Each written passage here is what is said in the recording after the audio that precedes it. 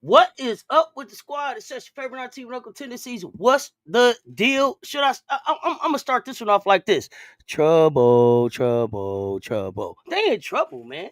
They talking about us like they don't understand who we are. Number one, they don't know who we are. Let's talk about it. Y'all come on here. Come on here. Let's get ready. Cool Breeze, what's good over there on the Instagram? Jacob on the Don, what's up, twin? Okay, April Renee, what's happening? Dr. Ivy Girl, what's good? Janae Antoinette, what's happening? What's the word? Come on in, y'all. Come on in, come on in, come on in. I've been seeing a lot of disrespect out here. First of all, how y'all feeling? What's good? How y'all feeling? Come on in. Twin, what's good? Blessings to you, fam. Blessings to you, Hoops fam 07. What's good? Janae, hey, they've been talking crazy. Shauna Del Rey, what's up? Lisa Pugh, what's happening? Doc, what's good? Let me know. Is anybody in Tampa? Is anybody in the chat that's in Tampa? Let me know. Hella disrespect.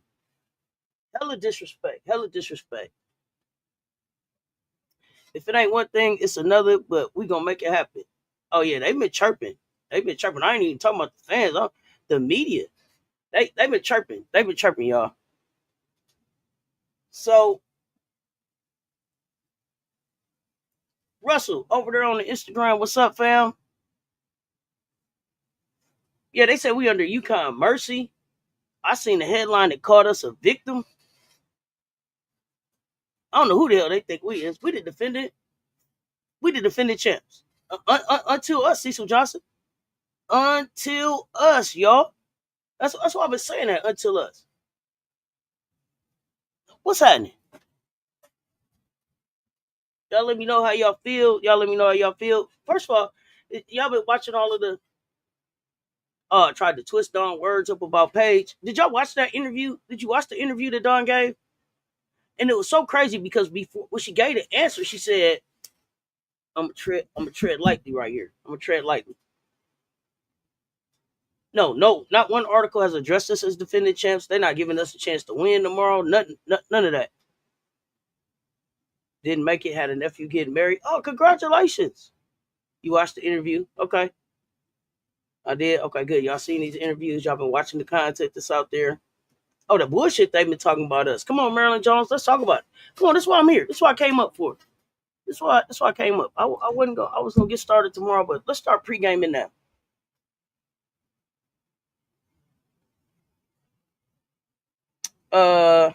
Are you talking about the ESPN where she was like, lies, fix the headline? Or did I miss something else out there? Make sure I just spoke to everybody.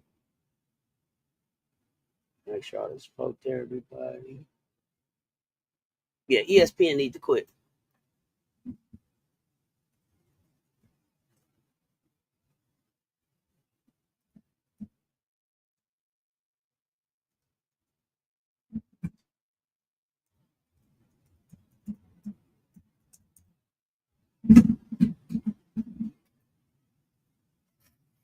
Did y'all see Breezy Talk? Did y'all watch Breezy Talk? Y'all get a chance to see Breezy talk?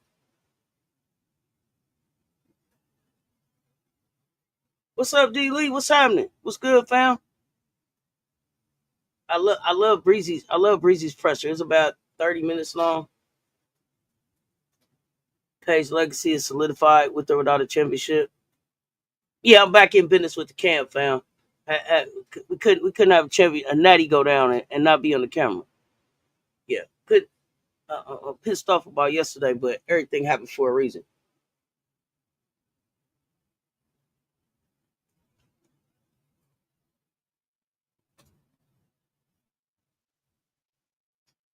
So let me know what y'all thinking about. What y'all thinking about the game tomorrow? How y'all feeling about the game tomorrow? I'm excited. I already know I'm not gonna sleep. I already know I'm not gonna sleep. Breezy's interview is fabulous, fabulous. Um,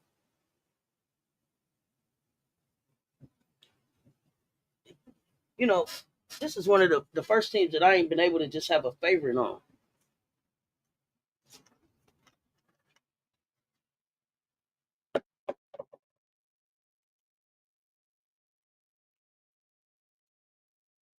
I mean, okay, so Pharaoh, I'm not even so much worried about getting a lick back on UConn as much as it's just winning the national championship. Yeah, Breezy talked for about 30 minutes. About 30 minutes. It was a good interview. It was one question. I don't even remember the question. She was like, "That's a trick question. I ain't about to answer that." And then some stuff. She was like, "I didn't need. I wouldn't listen to you." What you say?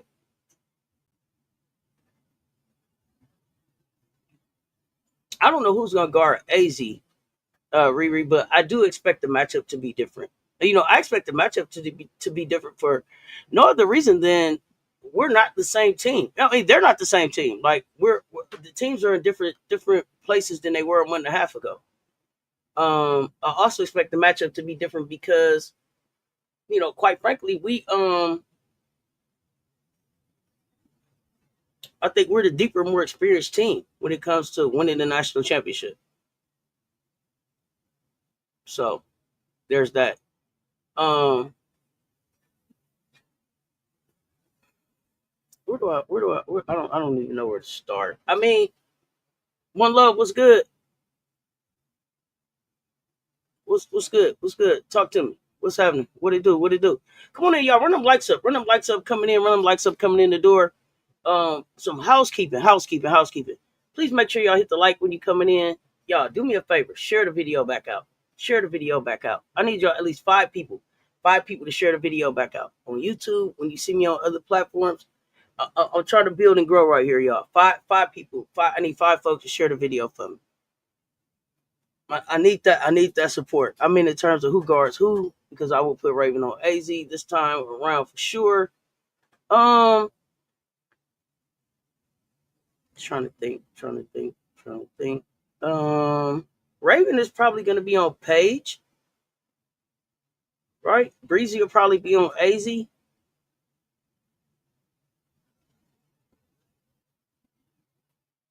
maybe, and then Sanaya will have to deal with Sarah down there in the paint. It depends on what Gino rolls out there.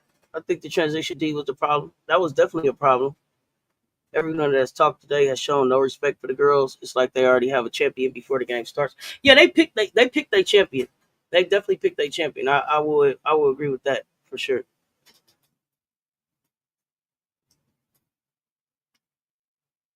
I expect a monster game from Malaysia.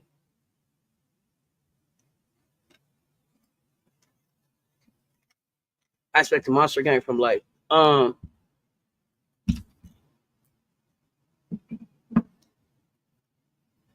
I'm still here, y'all. I was in the middle of finishing up my medicine, so I'm gonna finish that while we finish talking. Just a few minutes off camera, but I'm here. There's no issue with the camera.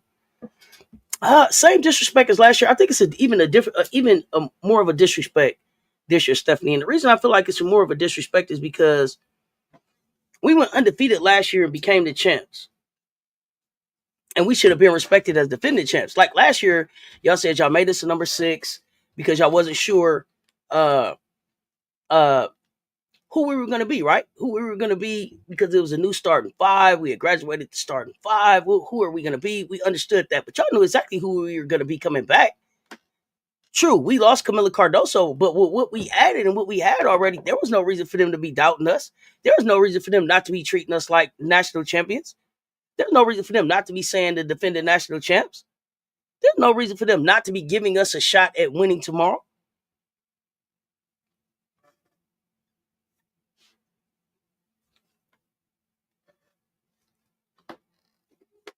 I don't think I said Breezy on Page. I thought I said Raven on Page, Breezy on AZ, and Sanai on Sarah. If I didn't, that's what I meant.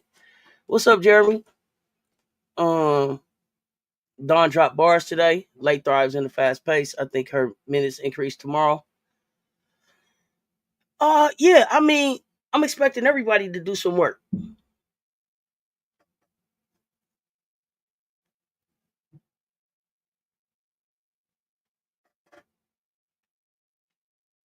They was running good in threes last time, and they definitely got to make a bigger impact to make them guards defend along the perimeter.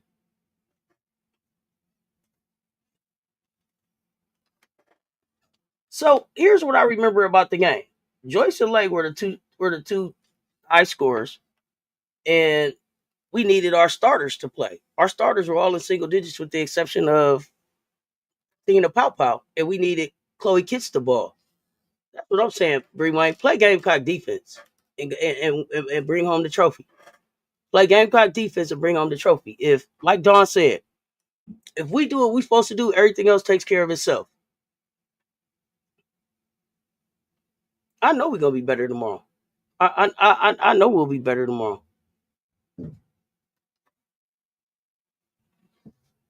UConn was hitting practice shots. We got to make it up tomorrow. We got to muck it up tomorrow. Oh, we got to get in there and be physical. We got to do all of that. Mr. Finesse, you got UConn. That's what's up. Just play to the standard. Exactly. Be who we are. Now, Mr. Finesse, I don't know how you been here before. Let us know if you've been here before. I don't really recognize your name. Y'all recognize Mr. Finesse?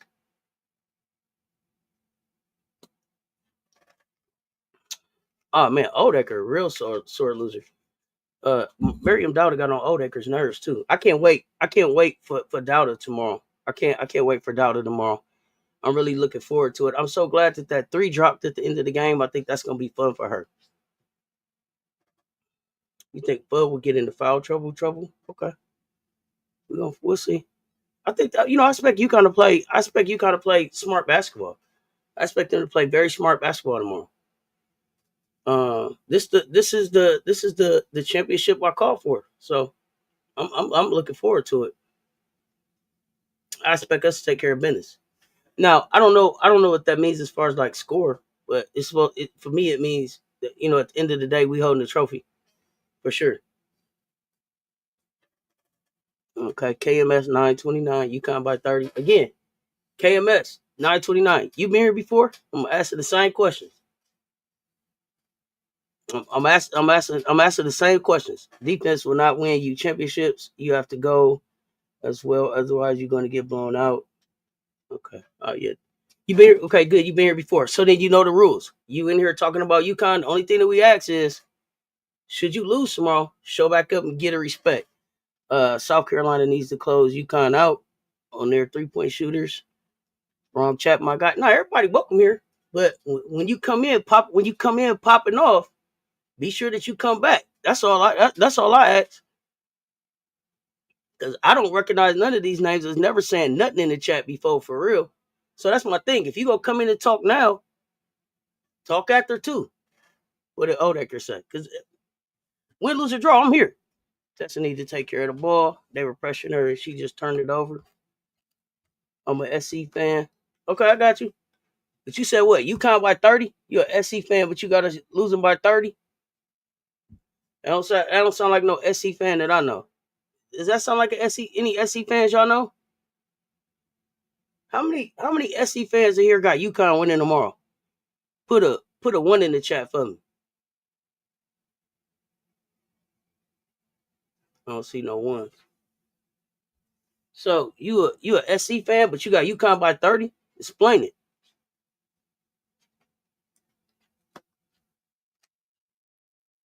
Yeah, you not no SC fan that should be here. This probably is the wrong chat for you. I don't know. What y'all think? Is this the wrong chat for KMS 929? SC fan talking about UConn by 30. Got UConn winning by 30 tomorrow. Y'all let me know if this is a SC fan that should be here. Let me know, because it don't sound like it. I don't give a fuck what already happened. Yeah, KMS probably shouldn't be here. You're not a South Carolina. You're not a South Carolina Gamecock fan. I don't know what kind of South Carolina fan you is, but not for us. Yeah, all y'all calling yourselves SC fans talking about UConn gonna win? Probably should leave my chat, because I'm gonna call you a fair weather ass friend and I don't fair weather ass fan, and I don't do fair weather fans. Either you 10 toes down or you ain't here. Period. That's just how I feel. So we appreciate y'all stopping by, but take that fair weather shit somewhere else where they do that go however the wind blow kind of shit. We don't do that over here. We Gamecocks win, lose, or draw. What's up, Daniel Berry Sports Highlight Vintage Crew? Yeah, tell them go to sleep, do something. Miss D, what's happening? Dr. Ivy Girl, yeah, we don't care what happened in February. Now we don't drag you, we just put you out the chat. I don't got time for that shit. Wrenches, please, wrench around. Wrench these fair weather motherfuckers off of my chat. I'm not here to drag you. You came here and gave me some directions like you paid. Ain't that a bitch? No, just leave. That's it. Wrenches, please. Thank you. The one thing drip good at is making adjustments so they ain't running away this time with no 30 piece. Yeah, I ain't worried about nothing like that. Yeah. You on the show called Gamecockin. So know where you at. Hey, I'm trying to understand why Mo Nikki is still laughing in my chat. Wrenches. I meant it. Wrench around and wrench them off. I'm not doing fair weather shit over here. What happened in February was not SC ball. I already know Winston got a game plan. I already know Winston got a game plan. Thank you. Yeah, I'm not going. I'm not doing no back and forth. I'm not doing fair weather shit over here. I done told y'all. I done told y'all who I am. Uh, Winston going out with a bang with this strategy. It's a couple. It's a couple more. I ain't said nothing back. I asked some questions too. KMS, what you got? What you talking about? Y'all got them out the chat too. Who else? It was somebody else popped in here. Yeah, with that, I ain't doing it. All that talking people are saying about the girls is putting a bigger chip on their shoulder to play. Oh, I can't wait for 3 o'clock to get here. Then they said Dawn need to be investigated because of the what was it the referees. Dawn got the referees in her pocket. We need to start an investigation right now. Actually, I'm not doing no fair weather shit. Y'all said no more ops. We getting the ops at the door.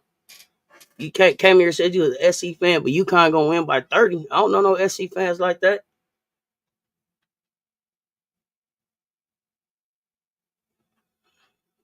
I suggest any of y'all of any off watching, please keep it moving. Especially if I can't keep it respectful, you'll get cussed out and banned. Go start your own channel. Oh yeah, get the fuck on with that bullshit.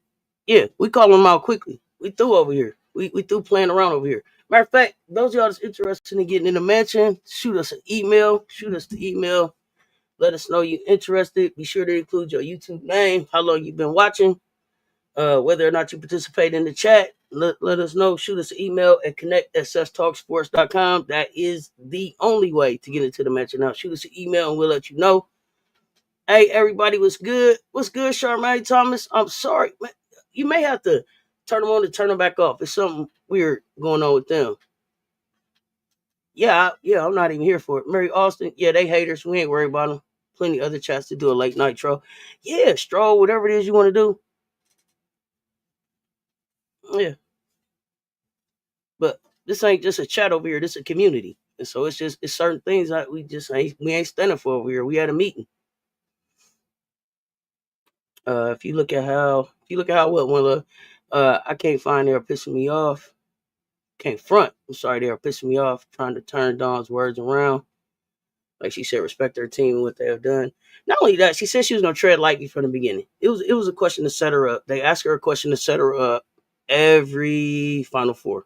every Final Four. They asked her questions, set her up. She answered the question beautifully. Paige's legacy is cemented in what Paige has built. Like the two don't have anything. The two are parallel with each other, and they both can be celebrated. And that's her point. Like it's crazy to think that those ladies feel like there are people who think that they're not very good, and they were undefeated last year. That means they beat Paige and them, and Caitlin and them. They beat all of them. They beat all of them, right? And so you got to give respect where respect has been earned. They did it all the right way. They're not in scandals. You don't see them with wild TikToks. You don't see them caught up in bullshit. You see them doing good things. You see them in the community. You see them giving back. You see them having camps. You see them stopping to take pictures with all the kids. Chloe said she got up and came in and was taking pictures and doing stuff with the kids because of how she saw Dawn get up and take pictures and interact with and engage with the fams. Like right before our eyes, especially like this last group, we've had an opportunity to really just watch them grow up before our eyes. Because this group probably has used social media more than any other team that she's had. And so the opportunity that it's given us to really be able to get a chance to see them and learn them and be a part of their everyday and what they got going on has been absolutely wonderful. We got some help coming to the stage. Hey, don't trip off the head now. I just took it down. I just took the hair down. Man, you kind of I ain't know you had that much hair up there, boy. Yeah, man, I got a lot of it. I just literally just took it down though. Yo. I see you. So we got Rob the Man Media in the building. What's up, Rob? What's happening? Oh man, looking at the haters, man, trying to understand how they feel like they can hate. Was looking at some of these interviews. Got you up here. Yeah, I listen. We gotta talk about it. You know what I'm saying? Because Don had to break them down. You know what I'm saying? Like when it's crazy that like I was just talking about. You know what I'm saying? Comparing people doing the Caitlin Clark and Paige thing, and then they asked the dumb question about it, and I'm just like, what we doing? But she gave a beautiful answer though. She gave a perfect answer. She gave the perfectest answer to it because it's like, damn, so what about us? You know what I'm saying? Like, we always talk about legacy and this, that, and the third when it comes to them. What about us? You know what I'm saying? What's up with that? You know? Well, not only that, why haven't we been given the respect of a defending champion? Now I think it was USA Today that called us a victim. They said UConn is what was the headline? Bree Wayne, UConn is gonna win a Natty and South Carolina's their next victim, a defendant champ that bought back everybody except one player. When's the last time? When have you ever saw this? All right, listen. This is a science situation. It's Iowa, man. They better stop the nonsense. Stop the nonsense. Man. Yeah, stop the nonsense. Victim my ass. I thought it was a great answer. Did you get to see Bree? I was about to say Bree Wayne. Did you get to see Bree Hall interview? No, I ain't seen that one yet.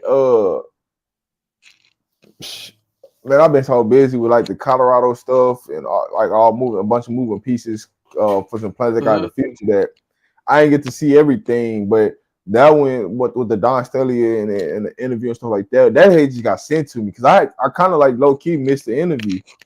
So it came. Okay. Somebody sent it to me because somebody seen me on here talking about it, and then they sent me the clip of it. And I'm just like, it's crazy. Like I ain't even watched the interview, but I just seen the narrative that ESPN and even the black hosts that they be having up there, what they doing for UConn. And I'm like, this nasty work going on. Like, damn, like y'all getting talked to South Carolina that bad? Like y'all got to do this? This what it reversed to?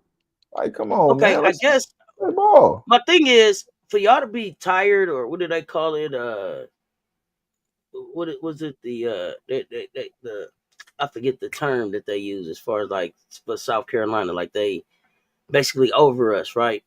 When did they ever really give us a whole bunch of coverage? When did they ever really just give Dawn the respect that she had coming as a champion, as a 3-time Natty winner. Yeah, South You know, Carolina fatigue. Thank you. That's it. South Carolina fatigue. That is exactly it. yeah. Like, when did I they ever give mean, her that respect or that due like that? I've never seen it.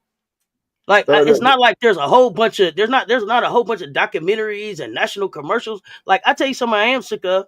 I'm sick of big folk commercial. It take more. It take 4. I'm tired of it. Right? And I, I hate that they did her brand like that, but they have saturated it in this 2-week process where every time it come on, man, I got mad at ESP today because I fast forwarded through it and it started it over.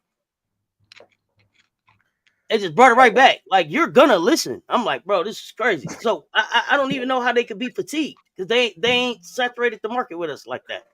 it's just because Don Staley do it in her own way, in her own brand.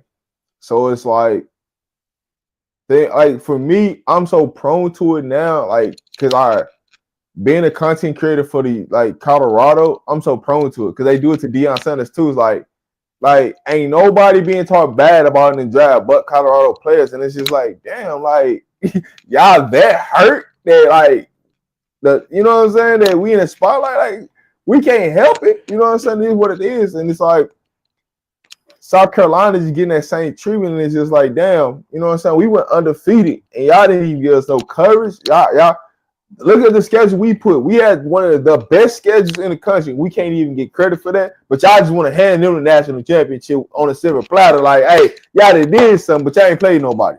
Man, what we talking about, man? Let's get right. You know what I'm saying? But it takes platforms. It takes the right people to uplift. You know what I'm saying? Because a lot of times it's us knocking down us. And the people that's doing the most shouting for UConn is us. And it's just like, it's nasty work. Like, damn, like, what we got? Like, it ain't nothing else you can do. It ain't nothing else you can say. It's just like, man, we got to do better. You know what I'm saying? We But, just I got to don't do do fair better weather over here. in the whole. I don't But do fair weather over here. I just put a South Carolina fan up out of here talking about we gonna lose by 30 tomorrow. How is you a South Carolina fan talking about that? Not here. Not here. Not here. This place ain't for everybody.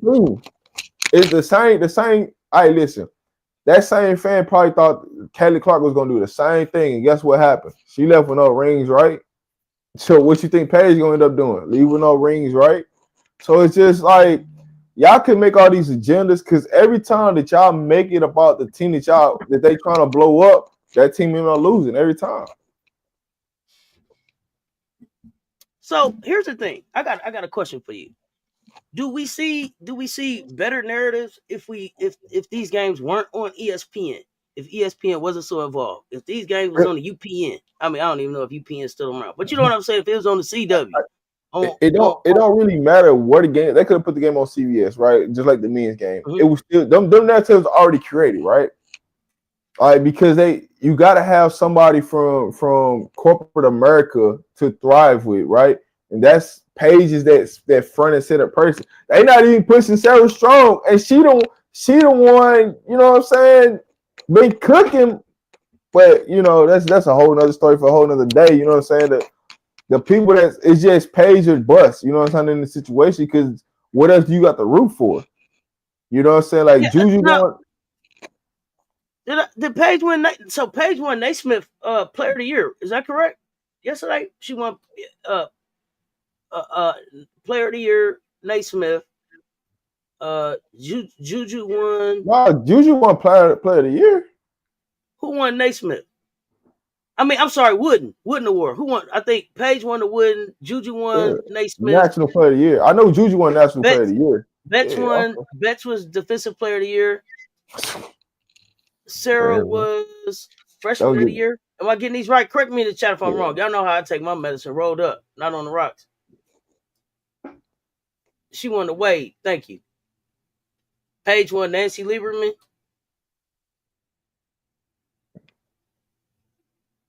Man, I mean, Paige, they had to get Paige an award. Okay. Yeah, they had to get Paige an award for something. They had to give her a participation award for something. Come on now. What are we doing? See, that's what I'm trying not to be doing right there, is handing out participation awards. Bro, it's a I can't give you the award for what you were supposed to be, right? Like, I hate that you got hurt, but now that you're back, you got to earn it still. All right, so check this out, right? when you look at South Carolina, this is the biggest thing that like people don't realize with South Carolina why people don't put them in the front street is because you don't got nobody that's going out there averaging 20, 22, 25, right? When you had Aaliyah Boston, when you had Aaliyah Boston averaging 17, 10, 17, and 12, you couldn't dispute that. But with this team, everybody averaging around, between 9 and 12 points for the most part as the leading scorers. So they're like, damn, how can we push that? But what I need for them to do is start looking at per 40. Let's look at per 40. Let's talk per 40 numbers. Listen, come on now. Listen, it all sounds good, but when you trying to push a narrative out there and trying to say why she the player of the year, it's hard because they looking at it like, damn, if you take her out, can they still function? If you take Juju out, what they look like? You take Paige out, what they look like? That's what they doing. It's like they just removing players from teams and be like, oh, cool. Well, shit, we remove Lay from South Carolina. South Carolina still looks the same. If we remove Pop from up that team, so it's like the con of it is it hurts everybody. But when you win, you're supposed to win awards, right? Winning comes with awards. Winning comes with success. Like that's what's supposed to happen. But it's like people downplay it when it comes to South Carolina. But that would have been somebody else. You praising it. Yeah. Okay. Now there we go. If it's somebody else, you praising it. And so here's my thing, because if I remove my laser, we don't win. Yeah, but it's gotta be proved. Like what they looking at is one. They trying to look for somebody's star power, right? What they looking for is a real, like, who's the face of South Carolina? They can't pinpoint that right now, right? Like years past, they're like, oh, we got Leah Boston, you got Cardoza, you got this person, you got Asia Wilson, you got all these people that can you notice the face, right? And so for South Carolina this year, it's like, shit, who the face? Who can we promote? But here's what the team is saying: promote the team, put us all in the commercial. But come on now, you know how marketing 101 go. They need somebody to be the face. They need somebody to stand amongst everybody, and you don't have that at South Carolina. I'm pushing back on that marketing and saying that it's changed, and you can push. People are consuming so much content right now that you can't push more than one. People can't follow more than one narrative. Like give people an opportunity to choose. Take a shot on it. But here's the thing, Cess. When you talk about trying to get them individual awards, you can't push team success, right? A lot of this stuff comes down to individual success more over the team success. We want the team success because at the end of the day, we want the chip, right? A lot of these folks, they want the individual stuff. Like, hey, listen, it's about I'm the reason, I'm the face, I'm the reason, and that's how they want to get awards. So you telling me that Lauren Best is really the defensive player of the year? Come on, dog. Because she just stand up in the paint and put her hands up and she's 6'7". I know that you giving the realistic answer to it, right? And I'm devil's advocate over here, but it's really disappointing because on the one hand they stand up and they say ain't no I in team. It take a team to win. Yeah. It take a team. It take a team. It take a team. It's a team sport. It's a team this. It's a team that. And then you get a team that is demonstrating excellence beyond what we normally see, and they get zero recognition because they're too good of a team. Like, this makes no sense. That makes absolutely no sense. And I push back on the narrative, and I know that like I'm preaching to the choir in some senses, and in one way I know that like it really doesn't change, but I also just have to put it out there so it's something else for people to think about. Like, so don't let people tell you stuff that don't make sense. It's a team sport. It's the best team out here, but ain't none of them worthy of an individual award because they didn't have to work that hard. When we award efficiency, when we award effectiveness, like, make it make sense. All right, so look, I'll give you a comparison, right? When I'm gonna take a Kentucky team from like 2015, 2016, when they had all them loaded draft picks, right? Because they had a number one draft pick on the team, they was able to sell that individually of Karl Anthony Towns. Well, when they look at this team, because it ain't quote unquote a number one draft pick on the team, They can't sell it individually, so they're not trying to give any individual awards. They just feel like you got a bunch of like average to above average players combined together to make the team, and they can't push nobody to the forefront, right? So it's easy for them to push Paige because they're like, damn, Paige is the number one pick. We can sell that. Even though she's got a good team, we can sell that. Hey, she's gonna be the number one pick. At South Carolina, shit, man, we don't know what they gonna get picked at. That's my problem. How are y'all accepting, and how are y'all allowing them to sell losers? Listen. Their agenda gonna get pushed every time, but it's like, but then you push back and say how you do that. It's like they gonna come out with that narrative. Well, she won this and she won that. It's like, all right, but she still ain't got a ring. What we talking about? What we talking about? But they don't. But they don't. But and so in their eyes, chips don't mean nothing because we celebrating people that don't got chips, and then the people that got chips, y'all want to get no love to them, right? Because y'all tired of it. But then if y'all tired of it, then just do better. Get your butt in the gym and you know what I'm saying. Get your game right. Pull up. You know what I'm saying. Show me what you got. But in some cases, though, the narrative fell apart. But in some cases, I can't be like. In some cases, it's upsetting because some teams get screwed based upon the stardom of other players that should have been possibly could play South Carolina National Championship game. They don't play them because you got the nasty agendas from the refs giving player calls just so teams can get pushed on to the next round.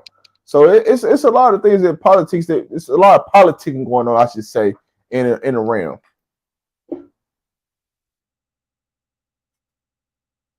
Yeah, it all gets settled on the basketball court, though. It's all gonna get settled on the basketball court. But I'm just saying. Listen. Here's what I'm gonna tell the chat right now. Like, if y'all think it's bad right now, as we get closer and closer to this game, it's just gonna get worse and worse. Because they just do not. And everybody pushing for UConn to win this game, and they doing this for a reason, right? Y'all know they right. I ain't telling y'all to go out there and bet, but if y'all go out there and put y'all money on South Carolina, you feeling double or triple up because they trying to get everybody to bet for UConn. I'm telling you what the agenda is right now. Now remember, this is for education, entertainment, and informational purposes only. If you need it, use it. 1-800-GAMBLER. They out there for you. Don't lose a house on it. But I'm just saying. I didn't tell you do that. I didn't tell you do that. But it's similar to what they did last year with Caitlin Clark, right? They try to push you to sell you that Caitlin Clark gonna win the championship, and guess what happened? They didn't do it, right? And forced the head coach to retire because they couldn't get it done.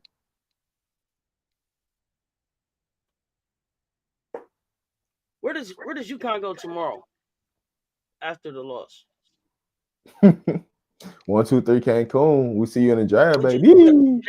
There's not gonna be any pressure on Gino to retire. Oh no. No way. Hey, listen. Honestly, the job becomes easier for Gino because now you ain't got to worry about NIL collective stuff, and all you got revenue sharing. And you already know how the money gonna be broken out every year. The job just came easier for Gino. But you know, Gino finna go try to go get him some legit players. You know that. Like that's one thing. That's one thing I'm gonna tell you about this. Paige leaving, but Gino got some up his sleeve on some players he's trying to go get to help Sarah Strong. That's one thing he do got. You just don't know who those players are right now because they're still playing. So they can't really, you know what I'm saying? The conversation's being had, and they probably already locked up who they want. They just ain't gonna make the announcements after the game. So, you know, it's some good. What about those teams who are gonna go and get the international players now? Like Gino's gonna go more international, and you can't pay an international player NIL. So then what do you do with that revenue share? Any idea how that works? Revenue share and NIL is two different things now. I'm saying you can't. Can you give them revenue share? Revenue share and NIL is two different things. That's in two different buckets. So for an international player, because I thought that they couldn't get money because of the type of visa that they're on, they may be entitled to revenue share. They can't. This is why this is coming into play. This is why Poa is trying to get the extra bread out of them now while she had the lawsuit. Mm-hmm. That's like revenue sharing is in a complete different separate bucket. That's not you get a percentage of that money. NIL for them, like you use your name, image, and likeness. No, they're not gonna let you get off of that. They're just not right for that. But this is part of the reason why they came up with this model of revenue sharing is because a lot of coaches are trying to get international players because they're tired of American players. They want more skill, more this, more that, and they're not getting in America. So how are you able to pull that off? Because you're gonna have to pay to get them over here, regardless of how you want to break it down. You're gonna have to pay whatever their agent fee is to get them over there, and whatever team, if they got a team fee, you're gonna have to probably pay that too. So you're gonna have to pay to get them over here, whether you want to or not. So they gonna get a piece of their revenue share. Okay. Oh, interesting. It's like saying that an international student or anybody that's enrolled with international can't work for the school. Like they got to give you a job. So the revenue share is pretty much it's going to be a contract behind the whole revenue share piece of it. Now what that contract look like in total, I don't know like the totality of it right now because it ain't nothing out officially. Like the players ain't had to sign nothing, right? So until the players have to sign something, then I won't truly know, right, what that looks like from the NCAA, because the NCAA is, they still got the little fine print bullshit that you gotta figure out what that looks like, right? Before you truly know. And so until that contract comes out and I actually like got my hands on one, but I'll probably know something like when I go to the spring game, Colorado spring game. I could probably get my hands on one and see what it really look like. So I'll find out. Okay, all right. So, we got tomorrow coming up. Let me see. UConn fans better pray SC don't win tomorrow, because FC wins, I will be trolling then for the next year. Not y'all planning on y'all trolling. I'm just here for the win. I'm here for the win. I think we're gonna be turned up. I mean, honestly though, it's like at the end of the day, like the matter that buzzer ends and South Carolina wins, ESPN gonna downplay it. It really don't matter.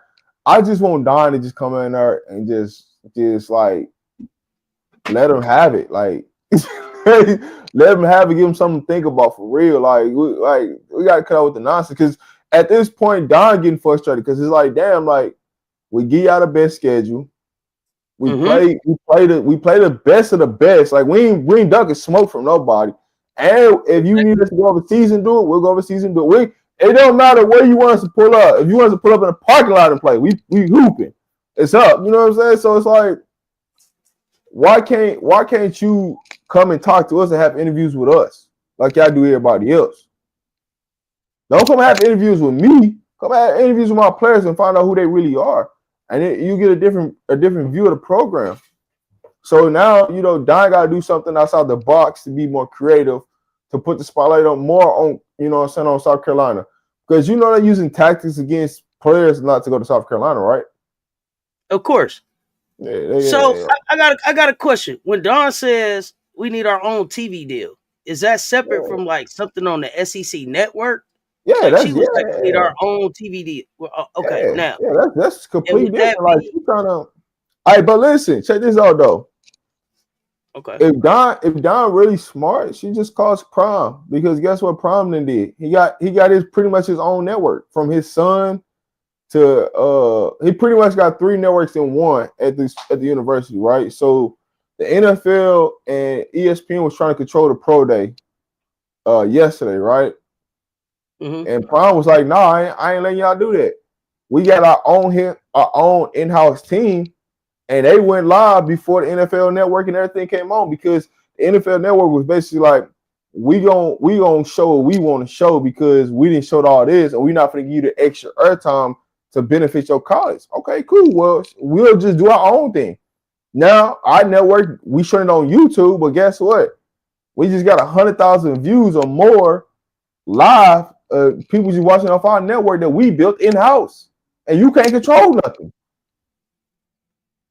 So in one of those situations, if Don got creative and like took that vision of like starting your own like brand of building your network from the school on your own lens, she ain't got to worry about going through those companies, because now every dollar that you create, it's all y'all's. Then what revenue share you got from ESPN that you got to worry about, or Fox or CBS? You ain't got to worry about none of them, or TNT. None of them matter because I got my own brand. So guess what? I know I got loyalty from my fan base, and whatever money we make off of that, that's going right back to the university or to my program, and I ain't got to worry about the university.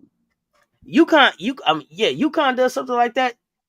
It seems like they have their own network or something they do with this SNY and That man, it's an independent thing, right? That's away from. But see, they can do it because they're in the Big East, so it's easier for them to get away with that.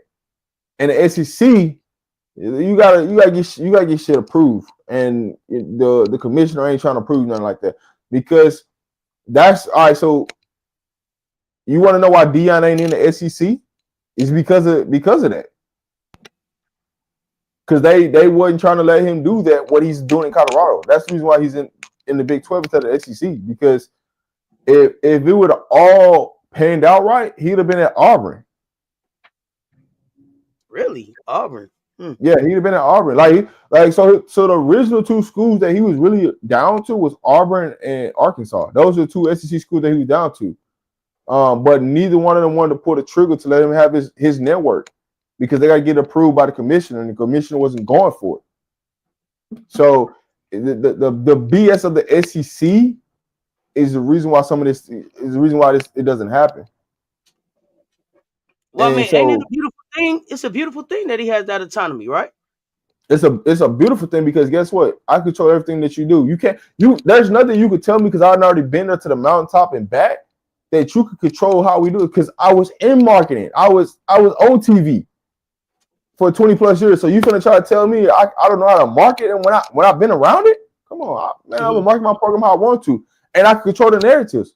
Listen, think about it like this: if Don really got with the right content creators and put the spotlight on them, she controls all the narratives. Now you pushing what you want out into the air, and there's nothing ESPN can do. There's nothing none of these other platforms can do because you get to control who you want the spotlight on. You get to control the inside and outside access to your team of the everyday grind. That's the reason why I'm pushing for Don to do it because it's like, yo, you can really show your program off and go to a different level with your women's program that is gonna force the SEC to like, damn, and all that money that y'all making, that goes straight to your program. You ain't got to split that with nobody else. Right. But what comes with that is trust because you can't just let anybody in your program without understanding the agendas behind all the stuff. Mm-hmm. Mm-hmm. So that's the piece that come with it. And I got you. And don't get me wrong, Vintage Crew. I know the game will reward us tomorrow. You play, you good to the game. The game is good to you. I get that part. But the business side of this is costing these kids money.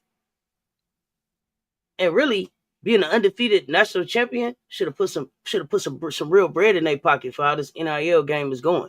Like they should have been able to capitalize off of that, and they weren't able to. I listen. I'll tell you this. I smile. If I was to get in contact with Don Staley and like run this down, you think I ain't trying to push Rowdy and me to go ahead and start that thing for? Hey, I'll be the Bucky SEC. I mean Bucky of South Carolina for sure. Camera rolling. What we doing? The good, the bad, the ugly, and she gonna be afraid of it, and you get to go through. So yeah, I mean it's so many ideas that as coaches can do, but it's not a lot of coaches that willing to open to the good and the bad of their programs and really for you to see the everyday grind. A lot of people ain't open to that because if that was the case, a lot of these kids wouldn't go to some of these schools because you get to see the realness of some of these coaches that they fraud. But you know, there's a whole different other conversation for a different day. But all right, so here's my question to you. Going back and rewatching the game, you know, the last 24 hours, what do you see now?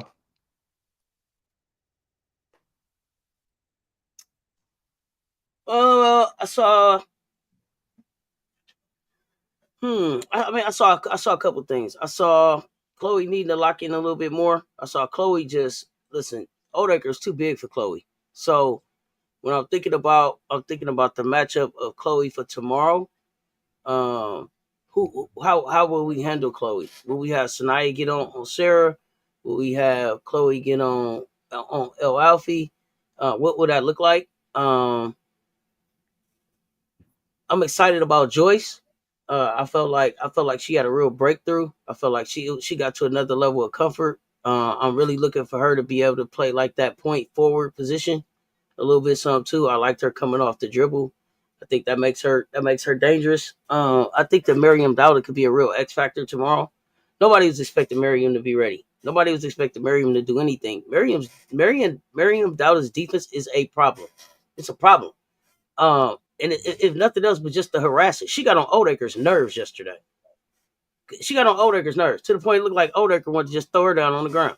She was sick of her. Like, girl, give me a break. And then she hit that three at the end, and I think that's a huge confidence builder for her. And I got doubt of making maybe 2 to 3 threes tomorrow when she's on the floor. I expect Donnie to play probably maybe 9 to 10, 10 to 11 players tomorrow. You'll see Chloe at the point forward. I thought that we frustrated Preston a lot. Preston looked like a freshman yesterday. She had not looked like a freshman in the 3 games before that. And poor Holly, man. Poor Holly, man. Barbecue chicken. Every time Lay got the ball, it was like she heard the N1 mixtape guy in the microphone. Lay with the butter, my laser. What's she gonna do? Hey, it was barbecue chicken. Tomorrow that's gonna be important. Lay getting downhill is bad for UConn. They don't have anybody with the foot speed to keep her in front of them. So I saw some things that I think we're gonna be able to take advantage of going into the game tomorrow. I also was just looking at that team and was like, I don't think that people really realize this isn't the same team for February. I think I think the major difference in that game was transition defense more than anything, right? Getting matched up in transition, understanding where the shooters are on the court at all times.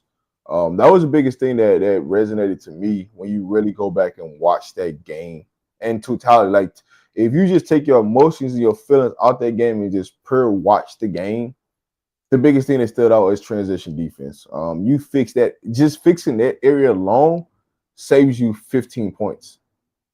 And so now, if you erase 15 points off that game, now what does that game look like? It wasn't really no pressure for UConn to make shots the first game, just because a lot of their threes was either in transition or it was off offensive rebound. So rebounding, defensive rebounding is definitely a key, right? So if the scouting report is like this, right? Number one thing that should be an agenda on the scouting report is transition defense. 2 should be defensive rebounding. You execute those 2 things, that it's a different story for what UConn can do. But you got to keep them off the glass, because if you keep them off the glass, then there's no way to kick it to open shooters, because the best threes come off of offensive rebounds. That's just what it is. That's just the name of the game, right? Can you knock down open shots off offensive rebounds? And that's where they kill a lot of teams at. So now, living up to the big stage, when the light's going to get even brighter than what it was the last game, right? The last game, y'all was playing with house money because everybody was wanted UCLA to win, right? So you was playing as the underdog. Now everybody wants you to win. So now the pressure's on you. Now what does that look like, right? When you came to South Carolina, y'all didn't play with any pressure, because South Carolina's at home. You're expecting South Carolina to win. So now the pressure's on them. So now that the roles have reversed this time, you're going to see a different outcome. Oh yeah, I'm confident about seeing a different outcome. Yeah. I'm not that I'm not worried about it at all. Now here's the Um, person. Here's the person that needs to be a little bit more aggressive tomorrow. Off the jump is Pow Pow. She needs to be more aggressive. Papa got to Um, stay out of foul trouble. but see, the crazy thing about her with some of these fouls, it's ticky tack, because when they do it on the opposite end, it don't get called. But when Pow Pow, it's ticky tack, right? But Powell got to So be able to recognize that though. Powell has to recognize that and react. Yeah, but if they do it to you and they don't get the call and you do it to them, you get what I'm saying? It's like people know that South Carolina got depth, so they know that you're not worried about foul trouble, right? In a sense. So the rest are more leaning to blow the whistle if they know you got depth. If they know that you got a bench, they're willing to blow the whistle more. When they know that, I listen, if Papa, so say like this, if Paige Beckers, Ezzy Full and Sarah Strong, right? If one of those two get in foul trouble, that might strongly impact the game. Sure will. Versus like if they see Papa, then guess what? Lace coming in or Tess is coming in. That's how they look at the game when these I refs know call us so many it fouls at throws times. off It's nerve but wracking. it throws off our offense. It throws off our rhythm. But the other thing, so we were just rewatching the UConn game coming into this live, and I think we got to about the third quarter. But the biggest thing about that game too, was Sanaya taking a hit to the face. Yep. Fagan was off the floor so long in the beginning of the game that we never set a defensive tone. That'll be different this time, right? So to me they don't get off to such a fast start if you don't have Fago have to go off the floor so early. Yeah. So I'll be curious. I'll say this: if I'll be curious to see if Paige Beckers gets at least 3 fouls tomorrow. you think she will or she won't? I said I'll be curious, right? Because Paige gets away with a lot of fouling on the defensive end that doesn't get called. I'll be like if South Carolina comes out and play aggressive. This is the thing: if they come out and play aggressive, Paige Beckers can pick up 2 quick ones easy. But it's going to be an onus of how aggressive the guards want to play and attack downhill. Because Paige does get herself in a lot of trouble, which in the WNBA, those are going to be foul calls. They're going to give you the call because you're Paige Beckers, you're the number 1 pick. So you're not going to get those type of calls against you. But when you get to the league as a rookie, they're going to call those as fouls. So I'm kind of curious to see how many fouls that she picks up tomorrow. Because she could easily have 3 or 4, easy.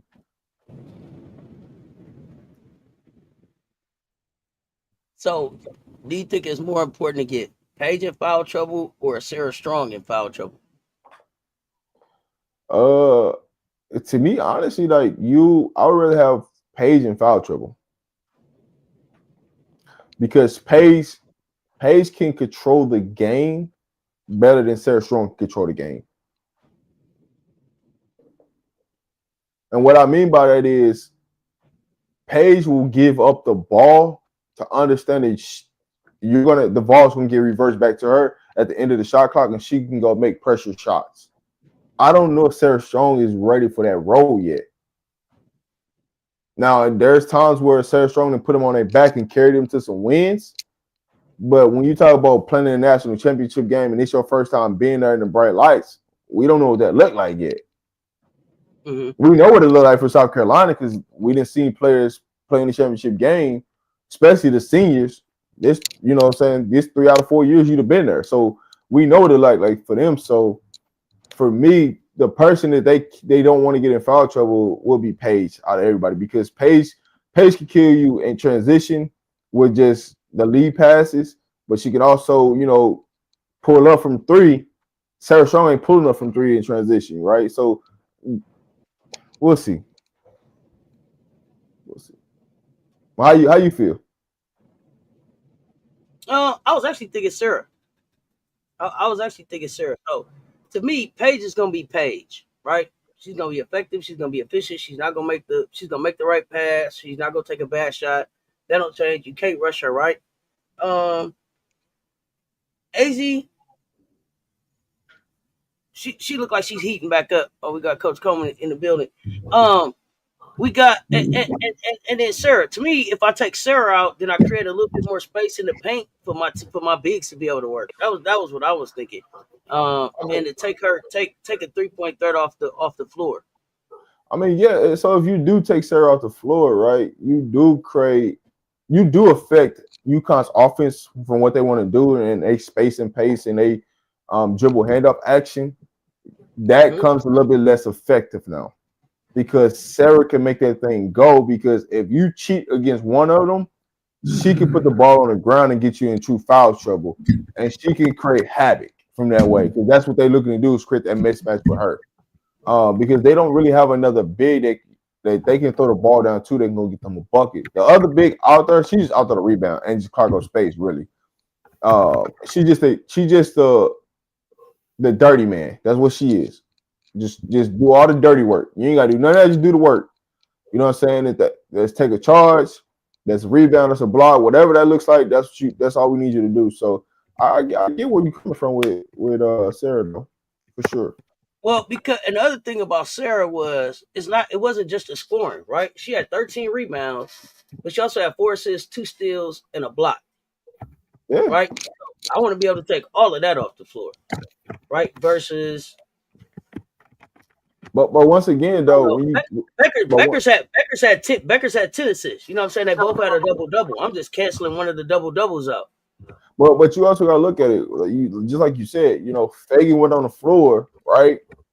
So if Fagan's on the floor, how many of those rebounds does she actually get? How many of them extra possessions do they actually get? Because a lot of that was sometimes they miss 2 or 3 shots in the same possession and got to kick to a shot.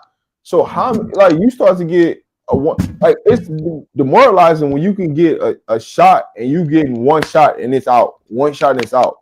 When you getting multiple rebounds in a possession, that demoralizes the other team because then they're like, damn, man, it don't matter what we do, we can't get the loose ball to a 50-50 ball. So I mean, that's why I'm gonna take my chance. 50-50 balls tomorrow for sure. I'm gonna take my chance rebounding the basketball and Paige being out the game than I am with Sarah Strong. We got a game rebound. That's what that is. You can't nobody leak out and be silly, right? Because we're trying to get out in transition. Everybody got to go rebound. That's the difference. Sarah also had 4 fouls. I think Becker's had 1 foul. See what I'm saying? What up, Coach? What's going on, Coach? Yeah, Fagan only ended up being able to give us 13 minutes in that game. And I don't know if people really realize that. Out of 40, Fagan only played 13 minutes in the game. And that wasn't foul trouble, right? So keep that in mind. Fagan was not on the floor in that game. And then listen. So peep this, right? Peep this. Peep what I'm gonna say to you. How much do you trust Chloe on defense? I trust Chloe. Okay, perfect. I'm glad you said that, right? I trust Chloe. What if you was to put Bree Hall on Sarah Strong? And you run and listen, just listen before you answer this question.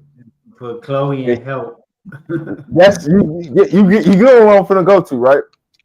No matter where she catch that ball, if she takes any dribble, we're running Chloe with her. And we're just gonna trap that every time she puts the ball on the ground.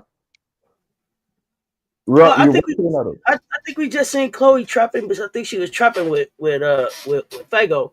I don't have no problem with that. The one thing is just if she try to take Bree down in the paint, Bree can't bang. Bree can't bang with her. But peep game, what's finna happen? That would be my only concern. I have full confidence in Breezy's defense. Like she defended Michaela, she defended Madison. Like listen why I'm doing this, right? All that's debunked, right? Just by this. Even if she puts her in the post, Fagan is not pulling out to that big. She's gonna help. That's gonna be your weak side help, but you got strong side help from Chloe. But you also put ball pressure on the guard or the guard of the wing, whoever she's guard is ball pressure. So that pass to get it to Sarah is gonna be difficult. So by the time you get that pass, I'm okay with it. I'm okay with it. Yeah, I was just telling you my concern. Yeah. No, I'm just explaining for people that not you, right? In a sense of like why I'm doing what I'm doing. I'm putting Bree Hall there because guess what? Bree Hall's gonna be physical with her, right?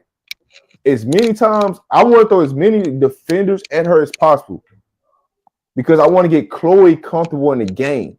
So off the rip, put Bree Hall on her. Then I'm gonna come back with Chloe Then when I come off the bench, I'm coming with Joyce. Like I'm trying to switch defenders so she see multiple stuff, so she can't never get comfortable in the game. That's why I'm doing it. But I'm also running a trap to her. I want to get Chloe comfortable. If you got Bree out there, what happens when doubt? If you got Bree on Sarah, what happens when Doubt comes in the game? Are you keeping Bree on Sarah? You switch the matchups then. You switch it. But the reason why I'm doing that is no, I'm trying to make sure I'm asking so I make sure I got to understand it. Because to me, when Doubt comes out there, I'm gonna let Doubt bang with Sarah. Yeah, no, I get that. But the reason why I'm doing that is because now I give Chloe the freedom to go chase the basketball and go get rebounds. That's why the more reason why I'm doing what I'm doing. Oh yeah. Right. Not because I just want them to change the matchup. I want them to change the matchup because now I got a free body and Chloe, let her play with energy, let her get the rebound. Now she becomes a point forward. Now we got the mismatch coming down on the offensive end, and we can do a multitude of things defensively. That's how I'm looking at the defensive matchups for them.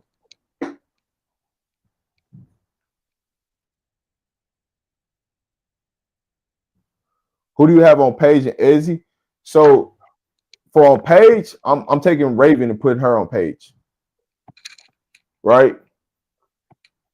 If I'm putting Chloe on the point guard for a reason. Because the point guard is not going to kill me. She ain't going to make enough shots to kill me that I have to take Chloe off of it, right?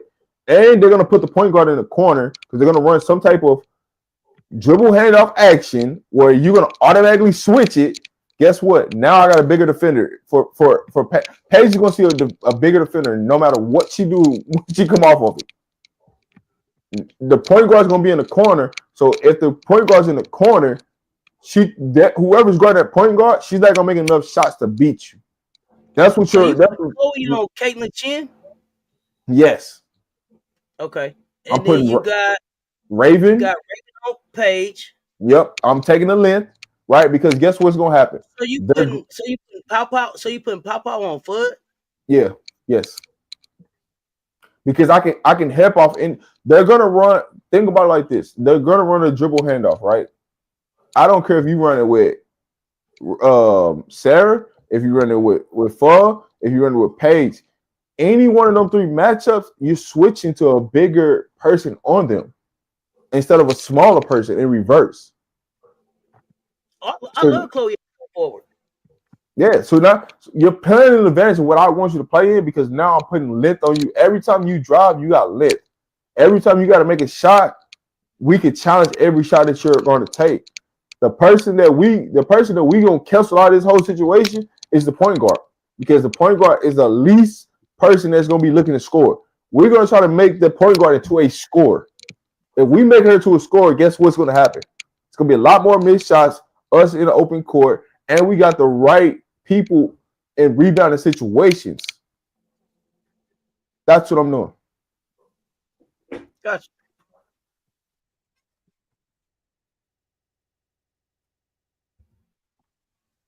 Powell ain't guarding foot. Why not? I didn't say she is. I'm saying what I would do. Listen to what I said. What I would do as a coach in this game plan to help my players out, right? Because what killed us? Rebounding killed us.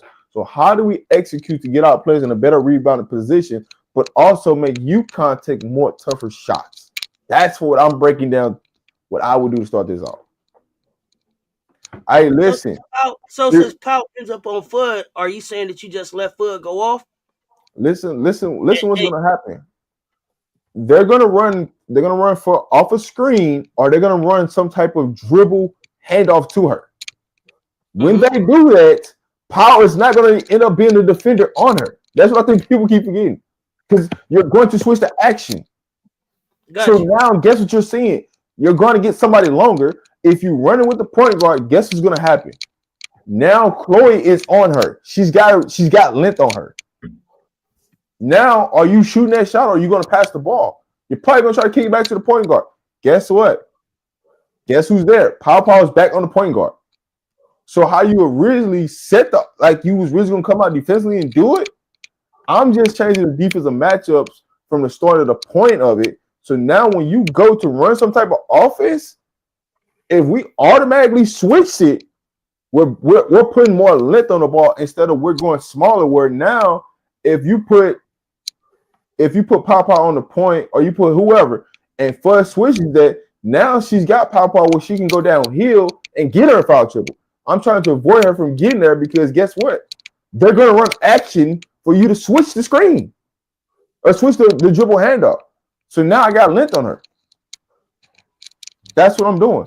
I'm making them have to pick the ball up, pass, kick to the point guard, and make the point guard have to be a scorer. That's what I'm doing.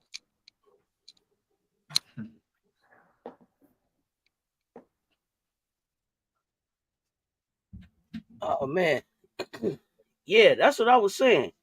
Coach Coleman, there's a lot of clicking coming from over there. I just was asking him the same thing. What's happening, Coach? Bree Wayne said, Coach Coleman, are you typing? There's a lot of clicking sound. That's not me. That's why I said I couldn't tell where the feedback was coming from. I thought it was coming from you too. That's not me. Jump in, Coach. What you think? What you think about that game plan? I think what Rob was alluding to is that if you start it on because based on their offensive scheme, then who you need to be on will be on them because they're gonna screen easily, and also talk about maybe force them to the help soon. So if you force them to the help soon, it takes away the offensive rhythm and the looks, and it makes it hard to paint. And a lot of times when you trap on the wings and stuff, is because you don't want them to get the post entry pass. You want them to burst it back to the top of the key, and just kind of. And the thing is, really, is I think you want UConn to go. They're good for going deep into the shot clock, but you want to make them comfortable as they go deep into the shot clock. And I think what South Carolina is good at is no matter who they're playing, they make their opponents take tough shots. So the thing is just I think with UConn, it's going to be what you call geometry. It's going to be angles. Take away their angles. Take away their screening angles. Take away their backdoor cut angles. You got to be in the space. I remember I had one team years ago, I think 2010, and we knew a team runs the flex. And so what we were good at already being in the screening lane, if that makes sense. Having our body in the screening lane before the offensive player was going to the screen, we were already in the way of where they wanted to go. And so, and that was a rare team. When you have a team that knows how to do that, it's just a rare having that. And so just being in the way of the screening lanes and making them do something different. And that's what you call it, like jumping the screen, like you jump the pass, you jump in the screen. Yep. You force them to something. So, but it takes a very disciplined defensive team to be able to do that and rotate off of one another. And that's really, you're not overplaying. You're beating the offensive team to the screen and forcing them to go around you instead of you going around the screen. So we'll see how they decide to do it, because you have fast enough players, you can do that, but it also requires players to see it before it gets there. So, I mean, with the handoffs, you can, I think people try to high hedge, but that doesn't work because then you get beat on the corners. With the handoff, you get beat once they turn the corner on you. So you don't want to hedge out on handoffs. And you want to try to go over on a handoff is either over top or what you call a hard switch. It's a very hard switch is where it's immediately, there's no space. It's like you and your teammate are one. Is never skipped a beat. And really what it is you pushing with a hard switch is I push the hip of my offensive player. That way we're not getting caught in the blind side defensively, if that makes sense. So I push their hip or I nudge them. That way we don't get in each other's what they call blind side. We don't blind each other, because what a handoff does is if you don't switch correctly, you get blinded and you lose that offensive player, and then that's when they turn the corner. Backdoor. Yep. Backdoor, turn the corner. So I got a question. I see y'all in the chat saying y'all would rather have Pregamin on on Fudd. So y'all would rather have Pow on Page? No, definitely don't want that. Because I mean, let's be honest. Dawn isn't changing her starting lineup. The starting lineup is the starting lineup. So you would rather have Powell on Chin, Raven on Fudd, and Hall on Page. I would have to go Hall Is that ain't that what we just did in the last game? Or what did we do? Same thing. No, Raven was on Chin to start the game out. I'm not talking about last year. I'm talking about in February. That's Raven was guarding point guard. That's what she had. No. Bree Wayne was saying Power and Page matched up last year, and it wasn't bad. You would rather have Raven on Page and Hall on Fudd. I'd have Raven on Page. The Raven on Page is like the thing about it is here's what's gonna happen, right? When you put Raven on Page, they just gonna run a dribble handoff. They're gonna try to get a switch out of that. Like that's why you can't really have. That's the reason why I went with Raven on Page, but I also, you know what I'm saying, who's coming to set that screen, who's coming to give her that dribble handoff action is gonna be very, very key in that situation, right? The thing about UConn is they will hunt matchups, so you kind of know that Pow, you're gonna be in a lot of the action tomorrow because they're not trying to see Raven switched upon on one of those two guards. They're not trying to see Hall, so you know. Pow is just an innocent bystander in this situation.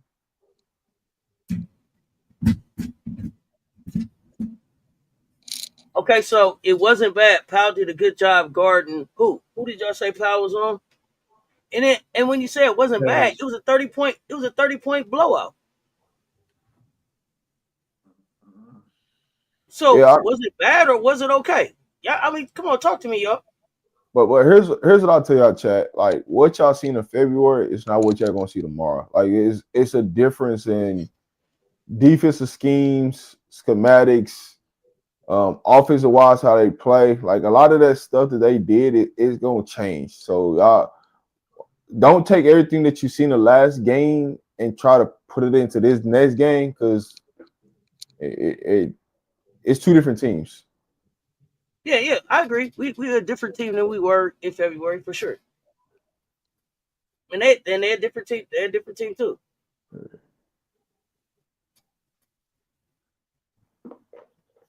But you know, if we looking at doing something different, like I said, I don't mind. I say this though. It really don't matter if Pow is slow on defense. On defense, to be honest with you, we still got to rebound the basketball. Because even if she got beat off the dribble, they dribbled into a harder shot, and we didn't rebound. That's the difference. Like you gotta clean the glass. Like so, it's a pick of choice, right? If somebody gets beat off the dribble, if they're not shooting layups and they shoot tough twos, then you just got to rebound it. That's what you really want. Run them off the three where they're shooting tough twos. If they're shooting twos, you got an opportunity to stay in the game. If they shooting threes and making threes, and it's like, hey, you got to match with 3 for 3, and that's not a game that you want to play in. So as long as you can make them make tough twos and rebound the basketball, you're in great hands.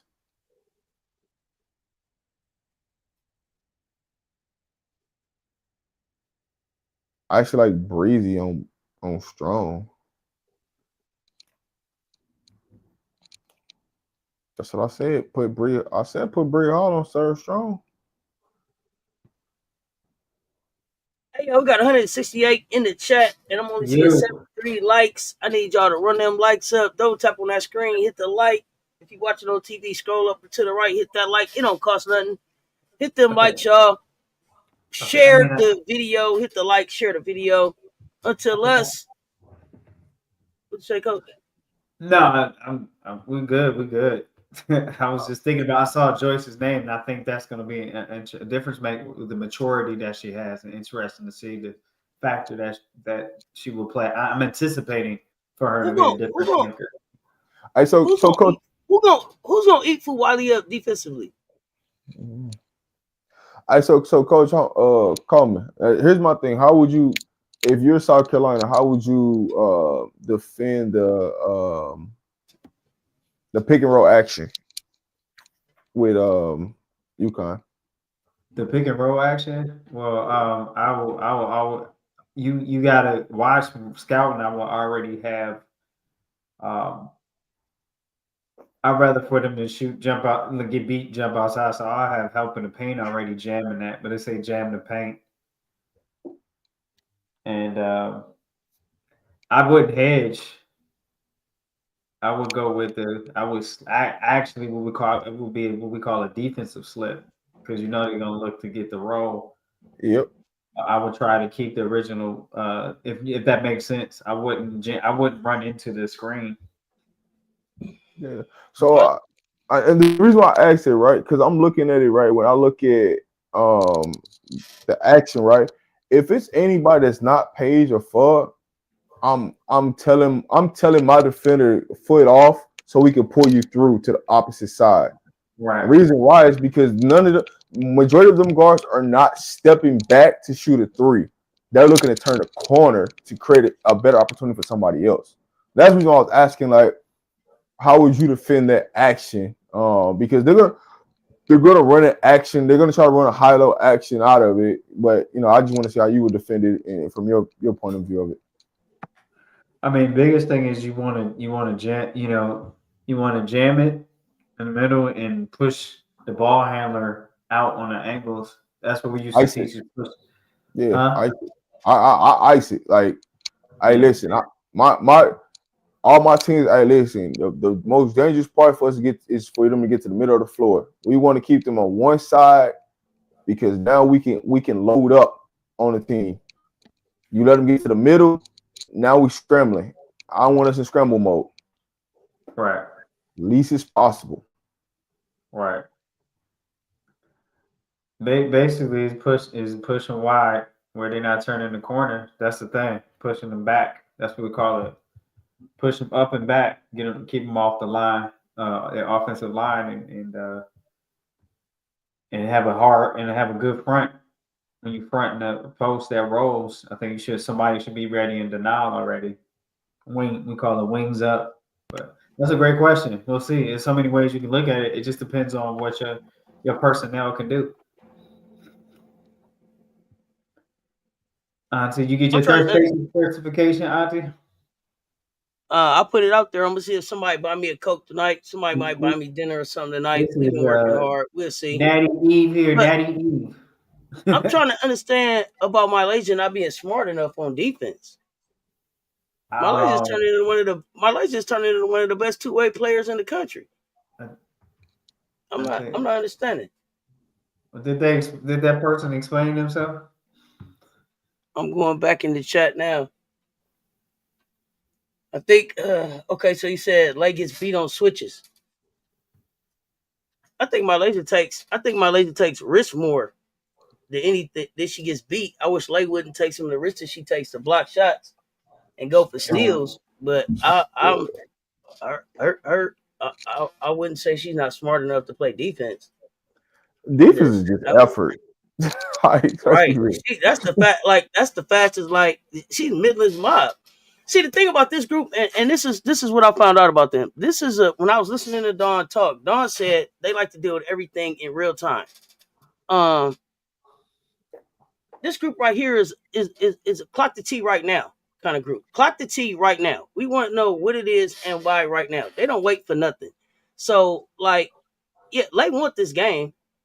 Um, see the fastest one out there. And if you watch them, one of the things that I said about Lay, Ashlyn, and Joyce is when they make a mistake, especially if somebody take the ball from them, they even more amped to try to go get the ball right back. They want it right back right now. They don't want to wait till later in the game. They want that ball that you took right then. If you don't understand what I'm talking about, go look at the play where Ashlyn got the dunk this year. Watch how Joyce goes right back after the ball when people take. Lay does it too. So I don't know about that. I'm gonna have to say I disagree with her not being smart enough to play defense. I'm gonna take a hard pass on that one. Because if you don't think that she wanted, if you don't think that kid, that it means something to that kid, if you don't think that she don't want every ball to come her way, then you need to go back and look at the tears that she dropped in this game, and you'll understand what it mean to her. Go back and watch Mylacia's homegrown and the tears she dropped right there, and you'll understand what it mean to her. Not smart enough about something that's just effort? Hell no, I ain't taking that one. Yeah, I'm gonna pass on that one. That's a hard pass for me.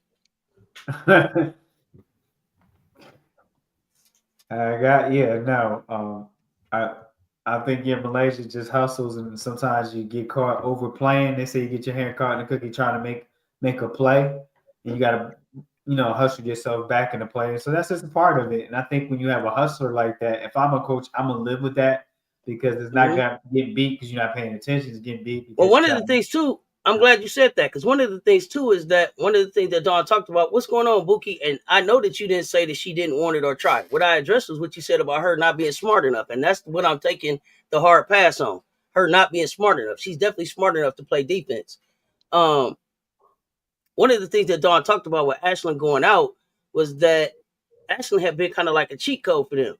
They knew that they had to cover up certain stuff for Ashlyn because Ashlyn was going to go get the block. They allowed for her to take those risks, and they understood as a team that if she was able to get the block or whatever it was she was going for, then that would help them, and they were willing to help out and back her up in that sense. And so for me, I think as a team, they make decisions about strategy and what they think they can do athletically. And you were just saying as a coach, kind of like, sometimes you live with the risk and sometimes you don't. It kind of depends. Right. So her getting beat and her not being smart enough are two different things. That wasn't what you said. What you said was she wasn't smart enough. If you'd have said she gets beat sometimes overplaying, that's different than she's not smart enough to play defense. Words matter to me. Those are two different sentences for me. And I wouldn't have took she's not smart enough to play defense to mean, oh, she overplays on certain plays. I wouldn't have put them two together like that. That's just me. I'm just being honest. Just she ain't smart enough. It should have been some different words for me. But on to the next.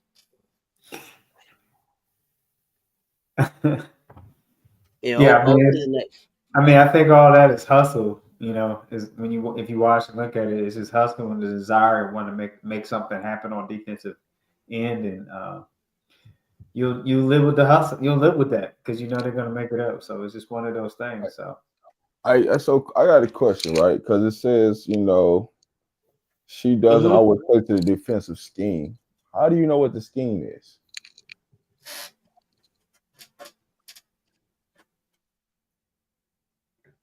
Whoa. I just want to know how you know what the defense. Maybe you know something I don't know, but how do you know what the defensive scheme is? You got the scouting report?